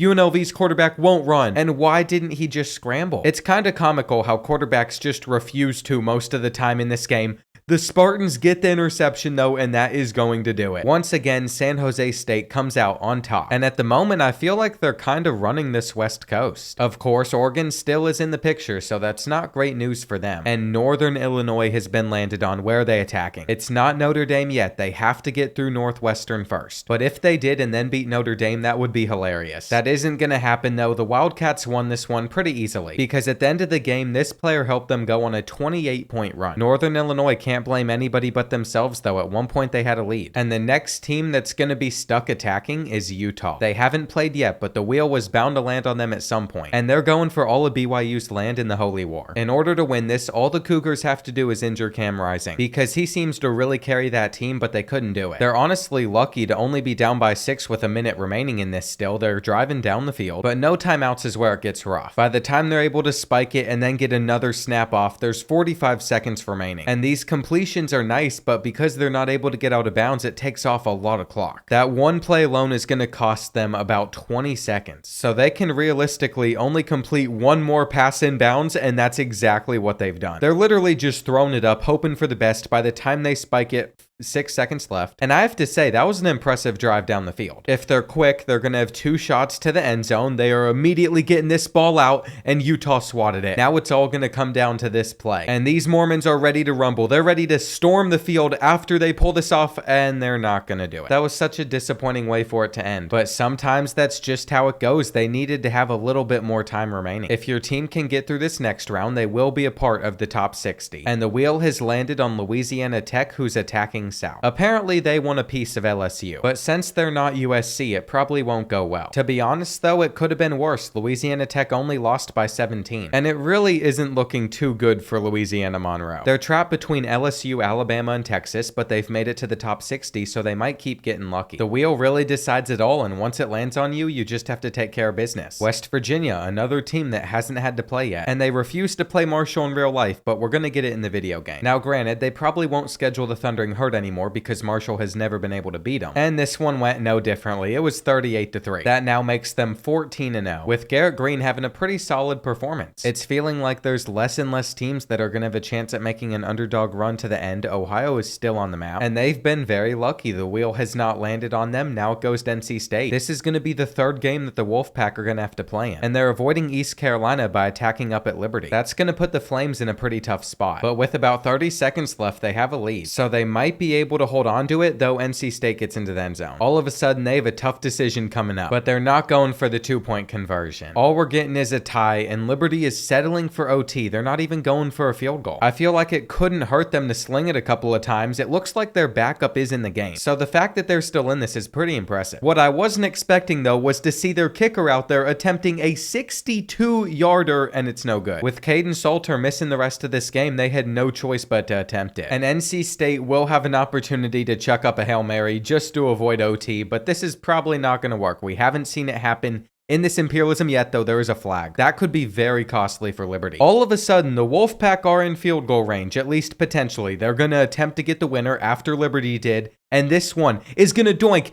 It is going to fall short. I thought he was about to drill that. I have never seen a kick go that way. Both teams score on their first drive. So this one's probably going to double OT. We already know NC State's going to kick the extra point. We might as well just watch every play from here on out, especially if it gets to triple OT. But that sack from Liberty might do it. They've put the Wolfpack on a 3rd and 17 where they get the throw out, and how did Liberty just give that up? They could have held them to 3. Now they're probably going to give up a touchdown. And if NC State's coming out in Wildcat, it's probably not going to end well. That is such a hard formation to stop. They have to go for the 2-point conversion, though, because it's second overtime, and it seems like that's gonna work, which means now all the pressure's on Liberty. You have a backup quarterback out there that continues to keep you in this game. I mean, he's playing out of his mind, but they're also gonna have to get the 2-point conversion. Here we go. I want them to pull this off. We haven't spectated a triple OT game yet in college football 25, and even if it is super lame, teams are about to trade 2-point conversions back and forth. That attempt didn't work for the Flames, so if NC State gets in right here, it is all over, but they don't. I hate to admit it, but this format is kind of growing on me, at least for player safety. I still like the old overtime format better, but this is an interesting way to decide the winner too. Liberty has to get the 2-point conversion after NC State did. They're not going to, and the Flames have lost this one at home. That was a lot for just one result, but the game just kept going on, and those are always the best finishes for Imperialism. Florida is going to have to play. They've avoided the wheel for a little bit now. They're headed south, and I'd say that's still going to direct them to USF instead of UCF. Tomorrow I get to go to the Bulls game where they're going to try to upset number 8 Miami. I'd love to see that, and by now you all will know if they pulled it off or not, but I'd also like to see them win in Imperialism. The two teams I was rooting for in this Imperialism, though, have not done the best, and let's just go ahead and make sure that the Bulls are erased off of the map. They got kinda close, but they weren't able to sneak into the top 50, and we're staying in Florida. This time Florida Atlantic's playing, where they will be headed down to try and beat Miami. That's a tough draw for the Owls, but I think Miami fans might be sick if they look at the score. There's 30 seconds left. They are trailing by 3. Cam Ward rolls out to throw it out of bounds, but their clock management's been terrible. We'll see if the Hurricanes are able to score or if they're just going to settle for a field goal, because after that play call, I thought they might. They burnt their final timeout, and they're just sending their kicker out there to drill this and probably send it to OT. I mean, FAU could pull it off. They could do a miracle here.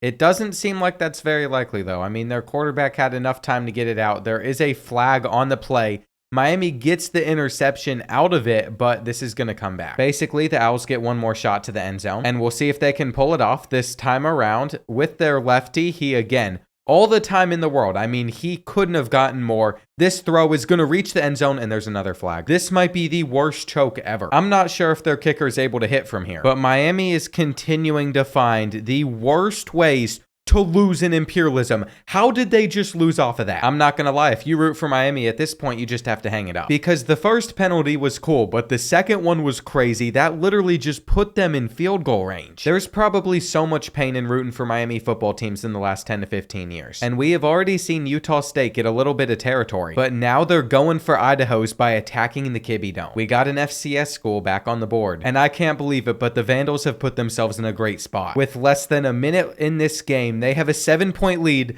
but they were pressing, and they're about to give up a touchdown to Utah State. Instantly, it's going to be tied up. That's tough. The fans are getting celebrated on. I really don't see Idaho winning this game now. It's most likely just going to OT. On 2nd and 2, they're going to hand it off, which went nowhere. And they're definitely trying to run it again just to punt it back, as they're not getting the first. An injury timeout also stops the clock. So Utah State's still going to have all 3 of their timeouts. They're receiving this kick around the 30, so at least they have a good punter. And we are witnessing witnessing an FCS school just collapsing at the end. That was a big defensive hit though. If they caught that ball, this would be much worse. And great move from Utah State not calling a timeout. They are literally going to wait until there's almost no time left, or they're just taking it to overtime anyway. And I feel like the computer got dumber in the last patch. Idaho has the ball first, and they're getting close to reaching the end zone, but they still have a little bit more to go. So they really needed to move the chains there. It's 3rd and inches, but they're going to punch it in, and I guess it doesn't matter they didn't pick up the first down on the last play. Utah State is going to have to respond back. This is where Idaho could come up clutch, and that sack is a big deal, but it is still 3 more downs coming. What are they doing? Utah State's quarterback has 0 vision, and with no vision, with no awareness, it is 3rd and 28. Idaho is about to do it for the FCS schools. All they have to do is get another. I can't believe it. 4th and 26 now. We all know that it's pretty much over here. If Idaho gives this up, that would be so depressing. But they didn't. The Vandals have done it. They have gotten the first win for an FCS school against an FBS school in this. It was about time at least one of them showed a little bit of fight. We have been waiting on it to happen. And just taking a look at this map, there's still 8 of them left. At this rate, the odds are in their favor for at least one of them to make it to the top 10. And LSU is going to have to play again, this time going to the West. We knew that eventually the bigger schools would run into each other, but there's still a ton of them left and only one of them can make it through this matchup. Now, I thought this was going to be a good one, but in typical Texas A&M fashion, they just laid down. Let LSU do whatever they wanted to them, and the Tigers are going to take their territory. I feel like it's been so long since Texas A&M's actually been good, and listen, the COVID year doesn't count. I mean, there were teams like Ohio State that literally played half their schedule and still made the playoffs, and I'm not saying that they didn't deserve it, but that entire season was scuffed. Now we have Notre Dame attacking down in this direction. It's going to hit Indiana's territory, and it's time to see who really runs the state in football. I think we knew how this was going to go, but the Hoosiers always had the chance at the upset, and that result is going to cause Notre Dame's territory to pretty much double. We're just 3 teams away from a top 50 now. Montana State might not make it because they're going to have to play somebody, and it looks like it's Colorado. I thought I was remembering the map correctly. That points straight down to their territory. So another FCS school has taken their shot at the Buffaloes. My main editor is also a Montana State fan of all teams, so I'm going to root for them here, but I don't think they have a good shot. But this is the score with 2 minutes left, so it seems pretty unlikely. The jerseys are also white on white. I don't know what I'm looking at, but this is a tough watch. It is 4th and 13, and nobody was open. Travis Hunter just locked up there. The Buffaloes are going to try to run out the rest of the clock versus Montana State, and that's what they were able to do, so Colorado avoids losing to another FCS school. Just based off of the area that they're in, I'm sure that's not going to be the last one that they run into. And they're trying to compete with Texas for the biggest territory, but they're not quite there. I will say they're at least in a much more favorable spot, and I feel like Virginia always flies under the radar. They always seem to go out in the first game or two that they're a part of, and this might not be any different playing on the road at NC State. Never mind, they're only down by 4 with 43 seconds left, and Virginia is at midfield trying to move it down the field versus NC State, but they just forced the fumble. They picked it up, and that's a very interesting build on number 44. You gotta give him credit though. He just won the game for NC State, because even if Virginia still has 3 timeouts left, the odds of the Cavaliers still pulling this off are so low. NC State could just end it right here by picking up the first down on the ground, which they do, and the Wolfpack have gotten themselves another win. Every so often you're gonna get challenged, but I feel like they've handled them pretty well, and they've now gotten through a tight finish against Liberty and Virginia. Poor Jacksonville State though, they already won a couple games, and it's not getting any better for them. If you start in the middle of their logo, that arrow is going to hit Notre Dame's territory before Vandy's. So now they have to play their toughest opponent yet, the Fighting Irish. I feel like Jacksonville State played pretty well, but beating Notre Dame on the road is super tough. So they've gone out respectably just at the wrong time, because now we've officially hit the top 50 teams in this Imperialism. We are now 2/3 of the way through this. Northwestern is avoided. Notre Dame's playing again, and this time the Irish are attacking to the south again. You gotta feel bad for Vanderbilt here. That was so close to hitting Ole Miss's territory, but the Commodores have avoided playing up until this point, and now they're stuck. Once again, Notre Dame takes care of business, winning by 34 this time, and they've been on a tear in this Imperialism. At some point though, all this expansion cannot be good for them, because they're currently touching 10 different colleges, and Washington State's been landed on. They've already beaten Oregon State in this. Now they're headed to the Northwest, and I think it's safe to say that that's touching what Eastern Washington's controlling. Even if they're terrible, we're gonna get to see the red field, and even just taking a look at it from this screen, it doesn't look the best. It's hard to believe Eastern Washington plays on a field that looks like this, but they do, and with 20 seconds left, they're trailing by 22 points, so they're not gonna come back. I just wanted to see it from every angle. I had to really inspect it, and I guess that's the last time that we're gonna see it. That made Boise State's look well more than tolerable. Same with Coastal Carolinas. Those have nothing on that one. That was really the only reason I added them to this. I think they were a good addition for an FCS school. And we haven't seen anything from Syracuse in a while, but they're playing again. Kyle McCord is back, and with the arrow pointing down here, that is hitting Maine before it can get to Harvard. I'm not 100% sure though. We are double checking. And here we go. So you take this arrow from the middle of the logo and you just move it down, but that's actually gonna pass by Maine and then hit Harvard. We had to bring out replay review and everything just to decide which FCS school is losing. Unfortunately, as much as I would have loved to see Harvard win this game, it wasn't gonna happen. And Kyle McCord took a break. He let the running back take over for this one. He's still on his legacy run. By this point, he's taken over pretty much the entire Northeast. And all of a sudden, some of these FCS schools are starting to drop like flies. Not right here though. It has landed on Fresno State. And there was pretty much no way the Bulldogs weren't playing the Spartans. Will San Jose State be able to keep up their streak in the battle for the Valley Cup? The answer to that is no. They just got destroyed at home. And I'm disappointed. How do you let your rivals do that to you? Mikey Keene had had enough. He wanted to take all that land for himself. So now if you look out west, there's going to be a little bit more red territory. Just zooming out, I have counted, and there is 19 teams that still haven't played a game. And with 46 schools remaining, it tells you a lot about how most of these guys have gotten here. For example, NC State just keeps on getting landed on. They can't stay away from it. And that arrow is straight enough to just pass by East Carolina and hit Maryland. They're going after those schools that think they can coast their way into the top 25. And I'll admit, I've been impressed with the Wolfpack. They're still not losing. I thought Maryland might challenge them, but Grayson McCall just dominated. So with another round gone, NC State has been able to pick up another win. And I wouldn't even be surprised if the wheel landed on them right here, but instead it went over to Miami, Ohio. And versus Notre Dame, there's only one way that this should go. We have another game on our hands that just wasn't close. And this has been happening quite a lot recently. One of these days, though, we know one of the heavy underdogs is going to put up an amazing fight. It just hasn't happened in a little bit, and Arkansas is getting landed on. I'm pretty sure they're surrounded by Texas, almost completely. And since they are, they have no choice but to play the Longhorns. It's actually really impressive how long Texas has gone without having to defend their land. Here we go, though. Arkansas not able to put up much of a fight. They lost by 18. And I'm not even surprised at this point. In the last tournament video I did, we saw a lot of the big schools winning a lot of games. Realistically, this is simming how most of these matchups should play out. But I love chaos. Every so often you get it, like the last game FAU played in. And now they're trying to go up and knock off UCF at the bounce house. All I'm saying is if they beat Miami, they can beat the Knights. And sure enough, with under a minute remaining, this has a chance to be a classic. The Owls are going to have to get into the end zone, but we have seen them come up clutch in the past. That's a great throw. And don't celebrate the first down for too long. You're going to have to spike the ball quickly. And Cam Fancher might be on a mission, but if they complete a pass short of the goal line inbounds, they're in a ton of trouble. You got to throw it away. 14 seconds left now. Florida Atlantic trying to beat another Florida school they really shouldn't, but that was just a bad read. They have 2 more shots to take to the end zone, maybe 1 more. I just realized it was 4th and 10 where they're going to get open. UCF has choked in the final seconds, and how do you give that up? Their fans can't believe it. They had no safety help. And just watching this back on instant replay, they must have had a match coverage or something. It just didn't work. We will see what UCF draws up on the final play. They had an interesting coverage, FAU did, so they might be able to actually get a touchdown here, but they knew how to have a safety back.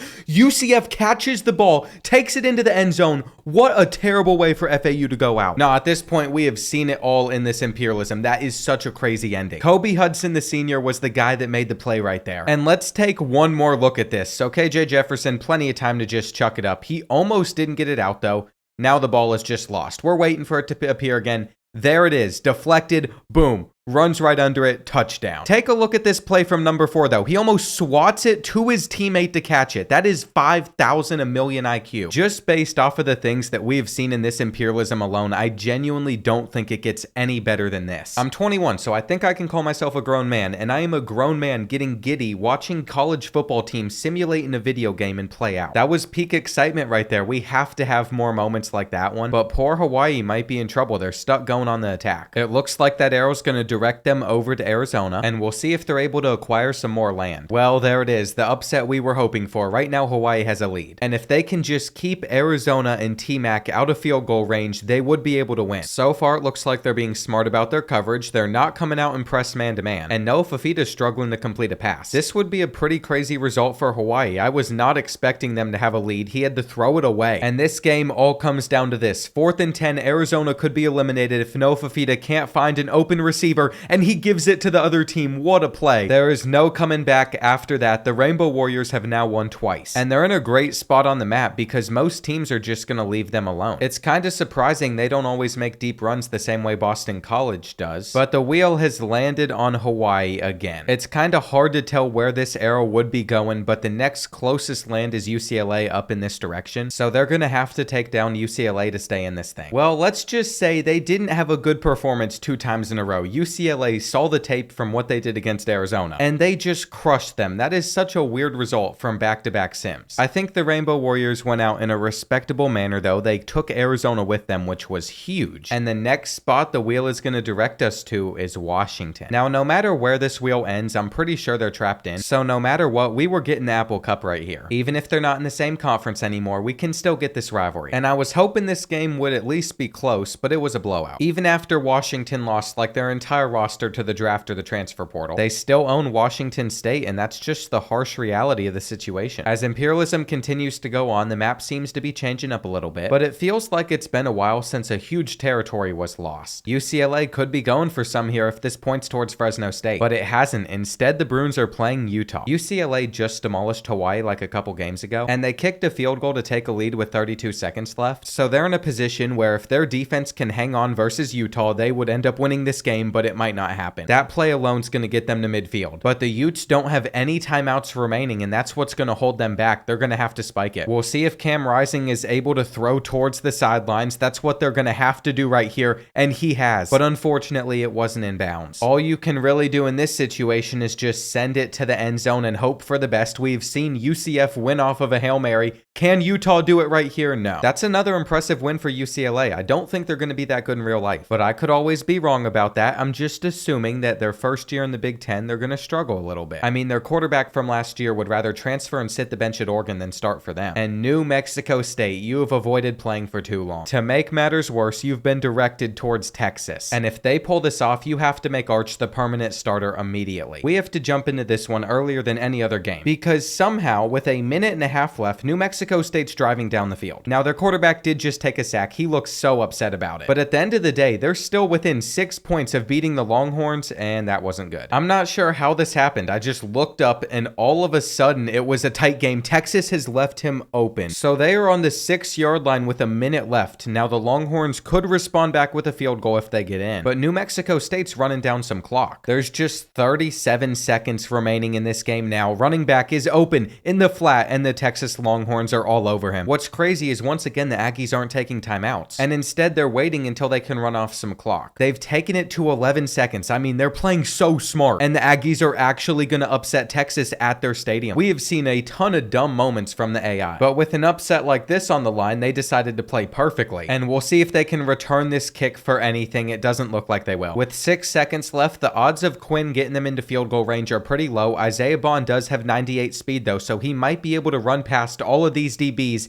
and it looks like that wasn't a good enough throw. New Mexico State has done it. They went into DKR. They've pulled off one of the biggest upsets in Imperialism that we have ever seen, and none of this would have been possible if Texas didn't give up this 4th and 17. I still can't believe they left their running back just open. This literally changes everything. All of a sudden, you have a pretty weak team that's just dividing the country in half. And just zooming out and looking at it, I feel like Nebraska's in a prime position to take all of it over. Somehow they have been avoided this entire game from being landed on. And South Dakota State, one of the best FCS schools, is next. Well, that was quick. It hasn't even been a game, and New Mexico State is already going to have to play again. And looking at these team overalls, South Dakota State is favored. That's why I'm not too surprised. With a minute left, the Jackrabbits are up by 7. But we have seen New Mexico State work under pressure before, so I'm not going to doubt them. They could very well score a touchdown or throw an interception to South Dakota State. I think that's going to seal the game. It has been done. Immediately after the Aggies took over that huge part of the U.S., South Dakota State is getting the biggest territory, which just means that the odds of Nebraska eventually getting all this have raised even more now. I mean, look at this sea of blue. I am enjoying all the chaos that is going on at the moment. Michigan is next, and depending on who they play, could they also be upset? I mean, it's Notre Dame, so they can't really be here. These teams are pretty evenly matched, and the real winner here is everybody else, because one of these bigger schools is about to be knocked out. At the moment, it looks like Notre Dame is going to be the team that loses. They're trailing by 6, but they still have a minute to get down the field, and Riley Leonard in a clean pocket is going to take his drag that should have gone out of bounds. The clock is going to continue to run before they spike it, and Notre Dame is in a tough spot on the road to drive down the field, and this time it's going to be super difficult, and that sack might just do it for Michigan. Riley Leonard trying to escape it. He doesn't want to get sacked twice, but they're going to have to burn their final timeout. Somehow you have to complete this pass like 70 yards down the field. It's not happening. And the Wolverines have picked up another massive win. They've now taken down Notre Dame. They beat Ohio State earlier on. So they're definitely a team to watch in this Imperialism. Their defense on College Football 25 is crazy. At the moment, on the east side of the South Dakota State territory, they have the largest one. So that could also come back to bite them. Montana is now getting to play, and we'll see what direction this wheel is going to make them attack. Well, it's going to be towards Idaho, so the Kibbe Dome's getting some more action. And I feel like I've seen that Montana's pretty good at the FCS level as well. Not with these rosters, though. They just got beat 45-20. And we're starting to get a couple FCS schools that are on a roll during this Imperialism. I mean, that was the whole purpose of having them, but they were struggling for a while. And Ohio can no longer be avoided for any longer. To avoid spoiling the last Imperialism, I won't say much. Now they're playing West Virginia. And let's see if they're capable of pulling off some crazy wins again. All I can say is something about this Bobcats team is special, because with 34 seconds left, they're only trailing by 7. If they're able to get into the end zone, that would send it to overtime. And they've competed really well with the Mountaineers. 3rd and 6, they are going to have to make sure they at least move the chains in the next 2 plays. But with no timeouts left, that hurts. They might not even get off a final snap. So that's how the Bobcats are going to go out, losing by 7. To be fair, seeing how some of the other smaller schools have lost, that could have been much worse than it was. But I hate to see them go. They'll always have a special spot in my heart. Michigan, on the other hand, cannot avoid being landed on. And if this arrow is pointed towards anything, it's got to be Kent State. We might just be witnessing the fall of the MAC. And Michigan had no mercy on Kent State. Orgy said that he was going to feed it to Morgan in this one. So now Central Michigan is the lone MAC team that is still standing on this map. They've gotten there by not playing, but the wheel hasn't selected them. And Colorado has a chance to make their territory even bigger. In order to do so, though, they're going to have to beat Colorado State. And we'll see if this is any closer than it was in real life. Just looking at the score with under a minute left, they definitely have. But Colorado State's going to have to play some good defense on Colorado because they're only up by 5. They're still going to have a lot of work to do. They're only on the 29 at the moment, but Shadur is going to find Travis Hunter. So there's a pretty good shot that they are able to get 7, but that wouldn't have worked. Now on 2nd and goal, they are handing it off. Why would they run the football? I feel like that wasn't a good choice with no timeouts because the clock is running down. There's just 4 seconds left now. Shadur, you're going to have to snap this ball. But he didn't. Players were in motion. The Rams get the win. Sometimes the AI at the end of this game makes 0 sense. And then other times it seems to be incredibly smart. I really don't get it, but that's going to put the Buffaloes out of Imperialism. I feel like right now, just looking at the western part of the map, Oregon has to be super happy with what it looks like, especially since somehow the Ducks still haven't been landed on. Central Michigan has been though, and there's really only one spot they can go. So they're headed down to Michigan State to see if they can beat them. This is it for the MAC conference. If they lose this game, there's no more representation. And unfortunately, it looks like Michigan State just ran away with it. Aiden wasn't messing around. He wants to take the entire state of Michigan. But in order to do so, he'll have to take down the Wolverines, which should be pretty interesting. There are still some colleges on this wheel that haven't had to play yet, like Coastal Carolina. So it'll be interesting to see how long they can go without, and whenever they do get into a game, seeing if they end up winning or losing. It's going to be difficult for Coastal to come out on top. They have to play at Death Valley. And the Tigers took care of business. They won this one 41-7. So far in this whole thing, I feel like they've won 4 or 5 games. And looking at the map now, there are still 7 teams that haven't had to play in a single one. It's also weird that Georgia and Oregon haven't had to play yet. Neither has Tennessee. So there's all these big schools that normally would have had a chance of getting upset. Now they're probably just going to beat up on each other. Tennessee has to play at Clemson. And I think it's crazy that the Volunteers are 3 overalls less than the Tigers. That was hard for me to admit as a Kentucky fan, but Tennessee genuinely looks really good this year. So I thought they still might go into Death Valley and come away with a win, but they're down by 6 with a minute left. Nico's pushing it down the field for them though, unless he's about to take a sack. No, he got the throwaway. And here on 2nd and 10, we have flipped to the other side of the field. I still don't know why the camera does that. To be honest though, I'm just thankful that we can spectate games, because when I first played College Football 25 early, I didn't see the option to anywhere. I didn't know what the slow spectating meant, so I was worried I couldn't do these Imperialisms. Tennessee is taking the sack, and they're going to get one final snap off, but that is not going to go for a touchdown. The Clemson D held strong right there. They're going to get the win at home, and they just did a good job all around when it came to defending their territory. That's what you have to hope for in those situations. LSU has been landed on again, and we'll see what direction the wheel's going to push them in. They're headed up to the northwest. That could have been South Dakota State if it was angled a little bit differently, but they're bumping into ULM, so this should be another freebie for the Tigers. This is exactly exactly what we expected, 37-6. And LSU's gotten so many wins in that fashion during this Imperialism. They're not even close. They're just blowing out everybody. And how did Georgia make it this long without having to play? I mean, it was impressive. It has left this entire region super difficult, but now they're headed down to Florida to beat them. What's weird about this game, though, is it's always played in Jacksonville. It has to be played at the Swamp in this situation. But I have no control over that. I'm not able to edit what stadium it's in. Gators fans, if you lose this game, it was probably going to happen anyway. And if it was close, I'd feel bad, but it was 29-3. Maybe one day you all will be good at football again. It's just not going to be this season. And with Georgia knocking out Florida here, they've made this region even more difficult besides just one certain team. I don't even have to say any names. We'll see if the wheel lets us start with them. But instead, it is Oregon. They're about to play their first game too. Going out in this direction, Fresno State's the only team they could play. And a 94 overall offense versus a 74 defense is a recipe for disaster. Or maybe it's not. With a minute and a half left, it is 20-20. Fresno State even has the ball, though it is 3rd and 10, so if they don't pick this up, they're going to have to punt it back to the Ducks, and their running back is not going to make it. They aren't going to punt it, though. They're going for it on 4th and 1. This is so aggressive, so ballsy, and they're not picking it up. I wish Kentucky's Mark Stoops was that aggressive. That's all I'm going to say about that and how that Georgia game ended. Fresno State's going to get the interception on Dylan Gabriel, and all of a sudden they're back in it. That is a mistake that you cannot make there. And all of a sudden, all the pressure's on the Ducks to get a stop, but that doesn't seem to be happening. If Fresno State just runs the ball, settles for 3, this is over. Because after that, Oregon is out of timeouts. The only way they mess this up is if their kicker's just no good, if they fumble the ball right here, or if their clock management isn't that smart. They hand it off with about 30 seconds left and they picked up the first. The game is over right here, assuming they snap the ball to kick it. I never know with the AI. And Fresno State has done it. They've done the impossible. I thought there was no chance that they beat the Ducks. What that tells me, though, is that home field advantage in this game can still be super important. And just looking at the rest of the map, this is the top 25 for this college football Imperialism. We're so close to the finish, and there's a lot of good teams that could come out on top. I mean, we know that literally anybody could win it all. And Alabama's been landed on, so they're finally having to play again. We're getting the Crimson Tide attacking LSU here, and we'll see if the Tigers can continue to play as well as they have. There is a lot of LSU fans in this stadium, but it turns out they haven't been able to keep up the same way I thought they would. Alabama just got a pick, and they're already up by 3 possessions. So I think you all can do the math. The Crimson Tide are going to come out on top. Jalen Milroe is going to be a force to be reckoned with. And for such a big game, I wish LSU would have been able to at least keep it close. The entire southeastern region is just going to beat up on each other, though. And Michigan State is going to get their wish of trying to beat Michigan. No matter where that landed, there was only one direction the Spartans could really go. So we'll see if they're able to make this game interesting. Just like LSU-Bama, though, this isn't very close. And in fact, it's a 17-point game, so the Spartans are not going to take down Michigan. I was hoping it was going to be close, but it wasn't. The Paul Bunyan Trophy's in the Wolverines' possession, and Donovan Edwards made sure that that happened. Now Michigan's going to be bordering even more schools than they already were. And all it's going to take is one bad performance for them to go out. Now that was a close call, but it was right before the line. It stayed on Georgia's side, which means they're attacking down south again, and this time UCF has to play them. We all saw how lucky the Knights got in their last win, so we'll see if the 2017 national champions are able to get that lucky again. I wasn't being serious about that, though. I thought they'd get blown out by 40. Somehow, it isn't happening that way. They are only down by 6 with a minute left. They have the ball. KJ Jefferson goes deep,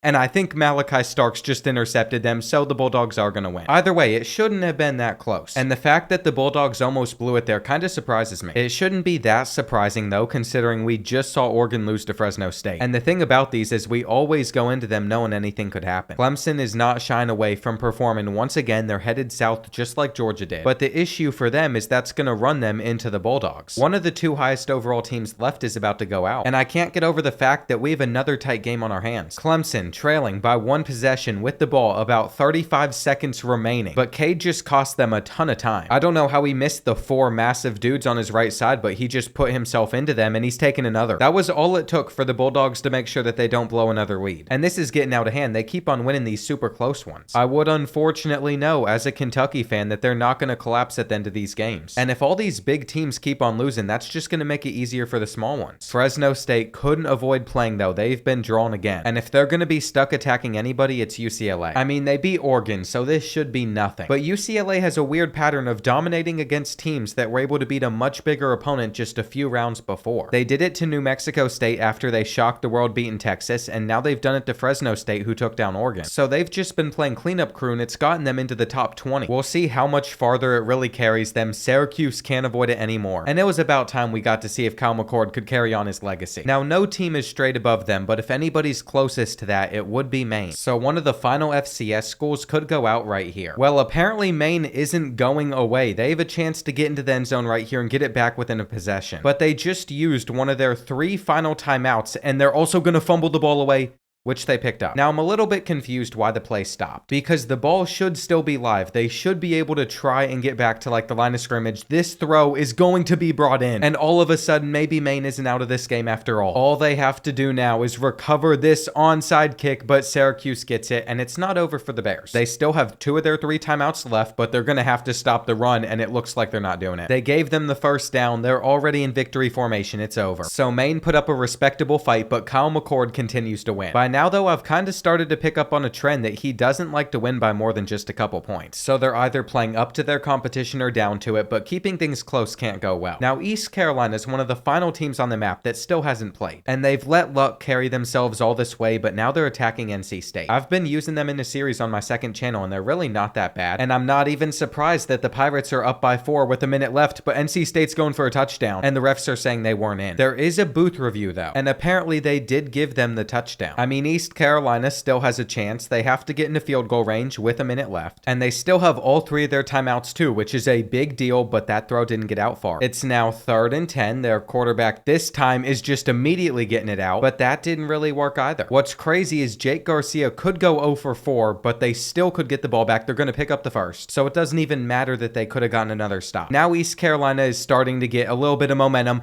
They're going to break free. The NC State corner couldn't keep up with number 13, and he's gone. East Carolina is back in the driver's seat in this game, and those purple helmets are top 5 in college football. I will die on that hill too. They just look so good in the lighting on this game. Now NC State is going for their big play, but being able to move it all the way down the field for a touchdown with 28 seconds left is almost impossible. I mean, if you have a fast receiver, then I guess it is. This is a perfect example of it. Why did I say it's almost impossible? NC State is proving me wrong. Wolfpack to the crib. This has been a wild finish. Neither defense is doing a thing, and the Pirates might as well respond back right here. I would not be surprised if they got to play for a touchdown. Jake Garcia, all the time in the world, doesn't get anything. That was actually a little bit disappointing, and I've set my expectations so high just based off of those last 2 touchdowns. This is the final play of the game, and it's dropped. Once again, we have seen the Wolfpack come out on top, and they're probably one of the most deserving teams that are still in this just based off of all the wins that they've had to get. There's only 18 colleges left, so they've kept themselves alive, and it was only a matter of time before Nebraska had to finally play. Now, they're not getting South Dakota State. They're actually pointed up towards Colorado State, but it's safe to assume that if they can win this, that matchup's probably coming pretty soon. Like expected here, the Cornhuskers went in, they dominated, so we might just see a true freshman win Imperialism for the first time. For starting in the middle of the map, I feel like Nebraska's current setup couldn't be much better than what it is right now. And just looking around, North Dakota's the only school that still hasn't had to play in a game. They have some repellent on this wheel. It isn't choosing them here either, but instead West Virginia, who will be attacking to the southeast. And that means poor NC State still isn't catching a break. There have been so many opportunities for the Wolfpack to go out, and there's no way they keep on getting away with this. They have a 6-point lead, but I don't know if they're going to stop Garrett Green. He could lead West Virginia down the field to get the win. He's going quick, and he's rushed for almost 130 yards in this game. That isn't going to be enough to put the Mountaineers on top, though. They need the touchdown. This is a terrible decision, and there goes West Virginia's final timeout. You might as well just start taking some shots to the end zone. We saw that NC State gave up huge plays to East Carolina, and this could be the final snap of the day. There's no time left on the clock now. The short drags weren't working, and they're not getting free. I'm telling you, NC State is just destined to win at this point, and I don't know what Grayson McCall is doing, but he has to keep on doing it. Normally, the only teams that can withstand this many attacks and imperialism are the huge schools like the Georgias, the Alabamas. But NC State has done the exact same thing, and UCLA has to play again. I mean, there's really not that many teams that are still out west, so by now they're literally just looking to take over this entire coast. It's either them or Washington, and the Huskies have the home field advantage. Somehow, Washington has only put up 15 points, which gives UCLA a chance. But that's definitely caught me off guard. I guess they've only kicked field goals in this game. It's It's a low-scoring matchup with so much on the line. UCLA gets into the end zone, and now Washington has to respond back. The 2-point conversion is a much bigger deal, though, and it seems like UCLA isn't getting that. So a field goal wins this game for the Huskies, and that's not a good choice to return it. Starting on the 14, they've added an extra 10 yards that they have to pick up on this drive, but with a very, very clean pocket, they're going to complete the pass, and they're going to get near midfield. This might just be the end of UCLA, though they're trying to generate some pressure. And on 2nd and 10, Will Rogers is more prepared for it this time, so he's going to hit his receiver. It was not able to be brought in, though, so this time around, he's got to get it out. And tell me why Washington's not calling a timeout. They waited until there was 5 seconds left. So I don't really understand. They have to score a touchdown on this play because of it, and that is definitely not going to happen. Every so often, a team can get lucky with the Hail Mary, but it's already happened in this video. And that just means that once again, UCLA has been able to prevail, and they take over the entire West Coast. With just 15 teams left now, there's not that many. And Michigan is definitely in the middle of a ton of these schools. If they're going to attack in this direction, though, by land, they're going to have to go through Pitt. So it's been a while, but the Panthers are finally back to play again. If you root for Pittsburgh, though, this score is not going to make you too happy, because Orji kind of just did whatever he wanted versus your D. 5 touchdowns, another win, and that's enough for me to finally make Michigan's territory gold. I already know some Michigan fans going to complain that I didn't call it maize, though. Gold is the same thing. And Syracuse has had a good run, but they have to play some real competition. It was either going to be Michigan or Penn State, and I'd say this is pointed more towards the Nittany Lions, so it's time for the Kyle McCord legacy run to continue. Just take a look at the fans. You can see how nervous they are with a minute left. And that is the level of aura that is eradicating off of Kyle McCord's body as he leads them into field goal range. I can't believe I just said what I said, but they have just passed the 40. And I would guess that they could kick from here for the win, but they're trying to pass, so I guess not. Apparently they need some more yards first, and this run's gonna kinda help, but they better make sure they manage this clock correctly. It took them a while, but they burned a timeout. And it all comes down to this. Syracuse's kicker is gonna have a flag on the play. It doesn't matter, because even though they went straight through him out of frustration, he still drilled it. I almost missed all of that too, hopping in a second too late, but I'm glad we got to see the ending, because somehow Kyle McCord has once again done it again, beating Penn State. It's not like he even plays well. He just does enough for his team to win. And isn't it so nice that Boston College isn't the team that's coming out of this Northeast region? I've gotten so used to it being them. It's cool to see a change of pace. But South Dakota State has been landed on, and they're basically trapped. They have no choice but to attack Nebraska. This is going to be a tough one for the Jackrabbits going on the road. And this score looks really bad, but through the first half, they were in this game. After the first half, though, Dillon just turned it up to another level. And it's crazy that they gave up 27 points in the fourth quarter. I've been rooting for the FCS schools, but it's basically over for all of them. North Dakota is the only one still standing. And now that I've taken a full look at the map, I've realized I'm dumb. Idaho is also still on here. For 2 FCS schools to make the top 12, they did really well in this. And the wheel has avoided them a lot. Georgia has to play again, and this time it's going to be between them and Michigan. This might be where the former national champions end runs, but at the same time, they have the big house on their side. That home field advantage has made all of the difference, though. The Wolverines are still in it, and trailing by 4 with a minute and a half left really isn't that bad whenever you have the ball. Now, Alex Orji, buddy, you can't be getting upset at your receiver for dropping that, because you set him up in a terrible position, and they're also not holding on there. That's going to make it 4th and 4. Will the Bulldog defense be able to hold up in the end? Not here, but maybe they did. Wait. Okay, now Alex Orji has a valid reason to be upset. Apparently, they dropped 3 passes in a row, and they only have 1 timeout left, so even if they do get a stop, they're not going to have much time once they get it back. It is 3rd and 7. Carson Beck will probably just hand this ball off, but no, they're throwing it instead. That is taking a risk. And why would they do that? They could have kept the clock running. I guess they trust their kicker to make it a 2-possession game, and that ended up securing the win for them, but still an odd decision. That result has resulted in a very large portion of this map going red. I think there's just 11 teams now, and with Alabama, Ole Miss, and Georgia still in this, I find that pretty impressive. Idaho has not been able to avoid the wheel for any longer, though, and they've already won a couple of games, but they have to see if they can take down the Bruins. I'm really hoping that this one ends up being interesting, but that is not what happened. UCLA won by 28. It was a good run for the Vandals, though, and just taking a look at this top 10, these are all the teams that have made it. There seems to be a lot of action that still has to go down in the Southeast, but instead, the wheel's taking us over to Syracuse again, and if they're going to be attacking up to this territory, it's going to touch Georgia's land, which is right here. If they can win this one, they can actually win the entire thing. But just like the last matchup, the underdog run was bound to end. Carson Beck decided he was just going to put them away, and this map continues to change so much. NC State is boxed in by the Bulldogs at the moment, so they better just hope that the wheel doesn't land on them. These last spins right here decide the fate of everybody remaining. And Georgia might be ready to go on a tear. They haven't played that many still. I mean, this could be the biggest game left. Georgia's clearly attacking Alabama. So this one right here could decide who wins it all. That's why with less than a minute left, it is crucial that Georgia clutches up and gets into field goal range so they can kick the winner. Before that play, they had a false start, so it was 1st and 15. And after spiking it, it's 3rd and 9. They only have one timeout left, so they have to be very careful about the clock. A big play would do it for them though, and Alabama's defense might just clutch up. We all know that Bryant-Denny Stadium is super loud right now. Carson Beck can barely hear a thing. 4th and 9 with his spot in Imperialism on the line, and he finds a receiver. Timeout as well. They might just kick their 3 here. And that's what the Bulldogs are doing. Will this go in though? It all comes down to this, and it was in. There's really nothing Jalen Milroe can do. He can send up a couple prayers and hope that they just outrun the Bulldogs, but that isn't happening here. And that ball was actually almost caught. You have to keep in mind, Alabama does have a 98 speed wide receiver out there, I'm pretty sure. So they could just outrun that defense, but instead, what was that read? Georgia gets the interception, and the Crimson Tide are going to lose here. They might even return it for 7. At that point, they were just rubbing it in. Alabama has now been eliminated. And it is kind of weird to still have this many big name teams remaining. Normally, by now, a lot of them would have lost. Nebraska has to play. And their fans aren't going to like this one, but that arrow is pointed towards Georgia's territory. On the road at the #1 team with a true freshman at quarterback, good luck. The score, though, was something I wasn't expecting. 64-6. I mean, how does it even get that bad? I'm not sure you can ever recover from that if you're Dylan Raiola. And these numbers are just crazy. Completing 37% of your passes and 3 interceptions. At this rate, Georgia might just take the whole thing, though they're going to have to play almost every team that's left, because taking a look at this map right now,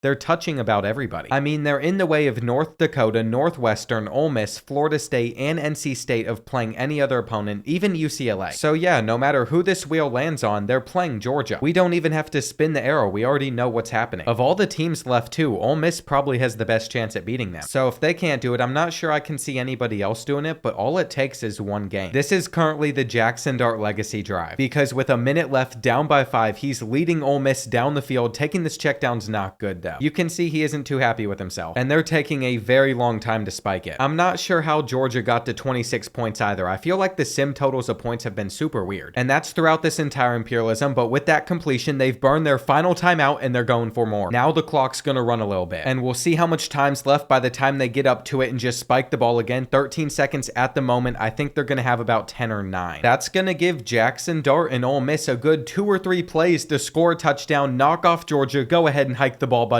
This is the chance that you want, and you threw it straight to him. I mean, you're just lucky that they didn't intercept it. And that play only took 3 seconds. They must have started the clock late. Now they're just throwing up a jump ball, and they've swatted it. Ole Miss has one more chance. And you can see Sanford Stadium is rocking. It's not going to get any louder than this. The moment's not going to get any bigger than this. Jackson Dart has a chance to ruin Georgia, and instead he throws an interception. Good job, buddy. The Bulldogs have won yet again. And who's going to beat them at this point? Genuinely, just look around. It's not going to be North Dakota. It's definitely not going to be Florida State, and it won't be Northwestern. But even UCLA and NC State's also a long shot. The only thing going against them is they have to win like 5 straight, on top of the few in a row that they've already gotten, but there's no point in spinning the arrow wheel or even looking at this map. Basically, every team has no option but to attack Georgia, and their defense is really good. UCLA scored 0 points on it. They're just taking over the entire United States, and with that result, we're down to just 5. It is very important who this wheel ends up landing on, and if it's not Georgia, then they get the home field advantage. The Bulldogs have honestly set themselves up in such a good spot, and getting to defend in your home stadium's the only real advantage of having so much territory. I would like to apologize to Florida State fans though, because even though I defended you all when you got snubbed from the playoffs last year, I've made a lot of jokes to start this season, and maybe this team isn't too bad. At the moment, DJ has the ball with a chance to get the win, and that would send this Imperialism into pure chaos. Now the clock management is certainly a little bit questionable, but as long as he airs it out, you all could still get into the end zone, and that is going to be caught. This is it right here, the Seminoles' chance at redemption, but that is dropped. I would take that as a win though. They don't have to use one of their timeouts, and this is not going to help them too much. I guess they ended up running for a decent bit, but there's only 12 seconds on the clock. They're going to hold on too, so they have no choice but to use the final timeout. DJ Ukulele, I will learn how to say your name if you are able to complete this comeback with 7 seconds left on the clock. Once again, what is it? It's the Georgia defense that comes up clutch, and this little little portion of the map now belongs to the Bulldogs too, but it's not noticeable from a distance. Just 4 teams left on the wheel. North Dakota has not played, and we have an FCS school in the top 4, but they might legitimately lose this game by 70 points. The FCS schools were a nice addition to this Imperialism. I'm glad that we got this special edition with them, but there's no way that we could ever expect one of them to win at Georgia, and the Bulldogs are now just 2 games away from taking it home. Either NC State or Northwestern's gonna have to figure out a way to knock off the Bulldogs, and one of those 2 teams is about to have to attack them. Never mind, I guess Georgia gets to pick who they're going after instead. And with the arrow pointing out west, that is closer to Northwestern than it is NC State. Going on the road is something the Bulldogs haven't had to do in a while, and evidently that was all it took to give Georgia issues. Down by 3, they are chewing the clock before they snap this ball. I thought I was tripping out when I saw them only having 9 points. Carson Beck, I don't know why you took 40 seconds off of the clock,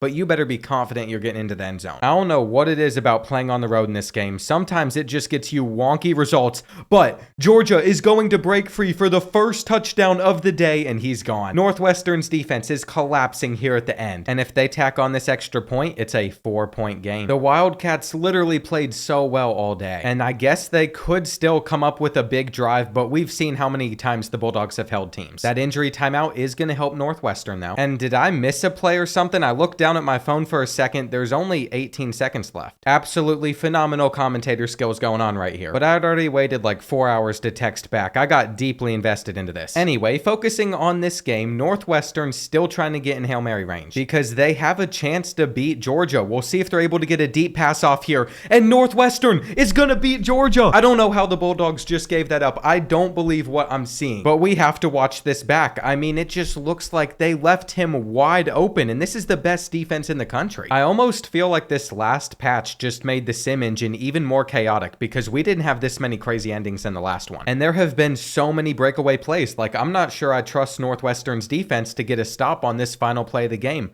Carson Beck is going to get the throw out, but I think he waited a bit too long. Everybody's going to be standing around. And Northwestern has actually done it. They've beaten Georgia. It doesn't even make sense. This kid couldn't catch a ball until that play. And I was sitting there texting people back. I'd basically just written off Northwestern. I want to watch this one final time, though. I think they were in cover 2 with the game on the line. I've made that mistake before, and it takes one time doing it to never do it again. I just can't believe the Georgia Bulldogs lost there. Like, this championship game has almost caught me more off guard than the last one. And Northwestern is the team that's going on the attack. It doesn't matter where this points. NC State is trying to defend their home territory. And I guess we're about to see who the best team in the country is. From 150 schools down to just 2, this is who we got. And I would have given an FCS school just as good of odds as Northwestern to get here. They're the team that has the ball left with the game on the line, though. So the Wildcats could really do this right here. They could drive down the field, score a touchdown, and win. Now, once again, this stadium's shadows are just proving my point of why they shouldn't be out there on the field. It's harder to see what's going on, but that's completed. If NC State loses this game of every game and Northwestern takes it, I will be shocked. But I guess I've already seen it all in this episode. Will they be able to pull it off? That's a good completion on the run, but it's not enough for a first. I am ready to get excited. And here we have Northwestern with less than 30 seconds left on the clock, trying to win the Imperialism Championship.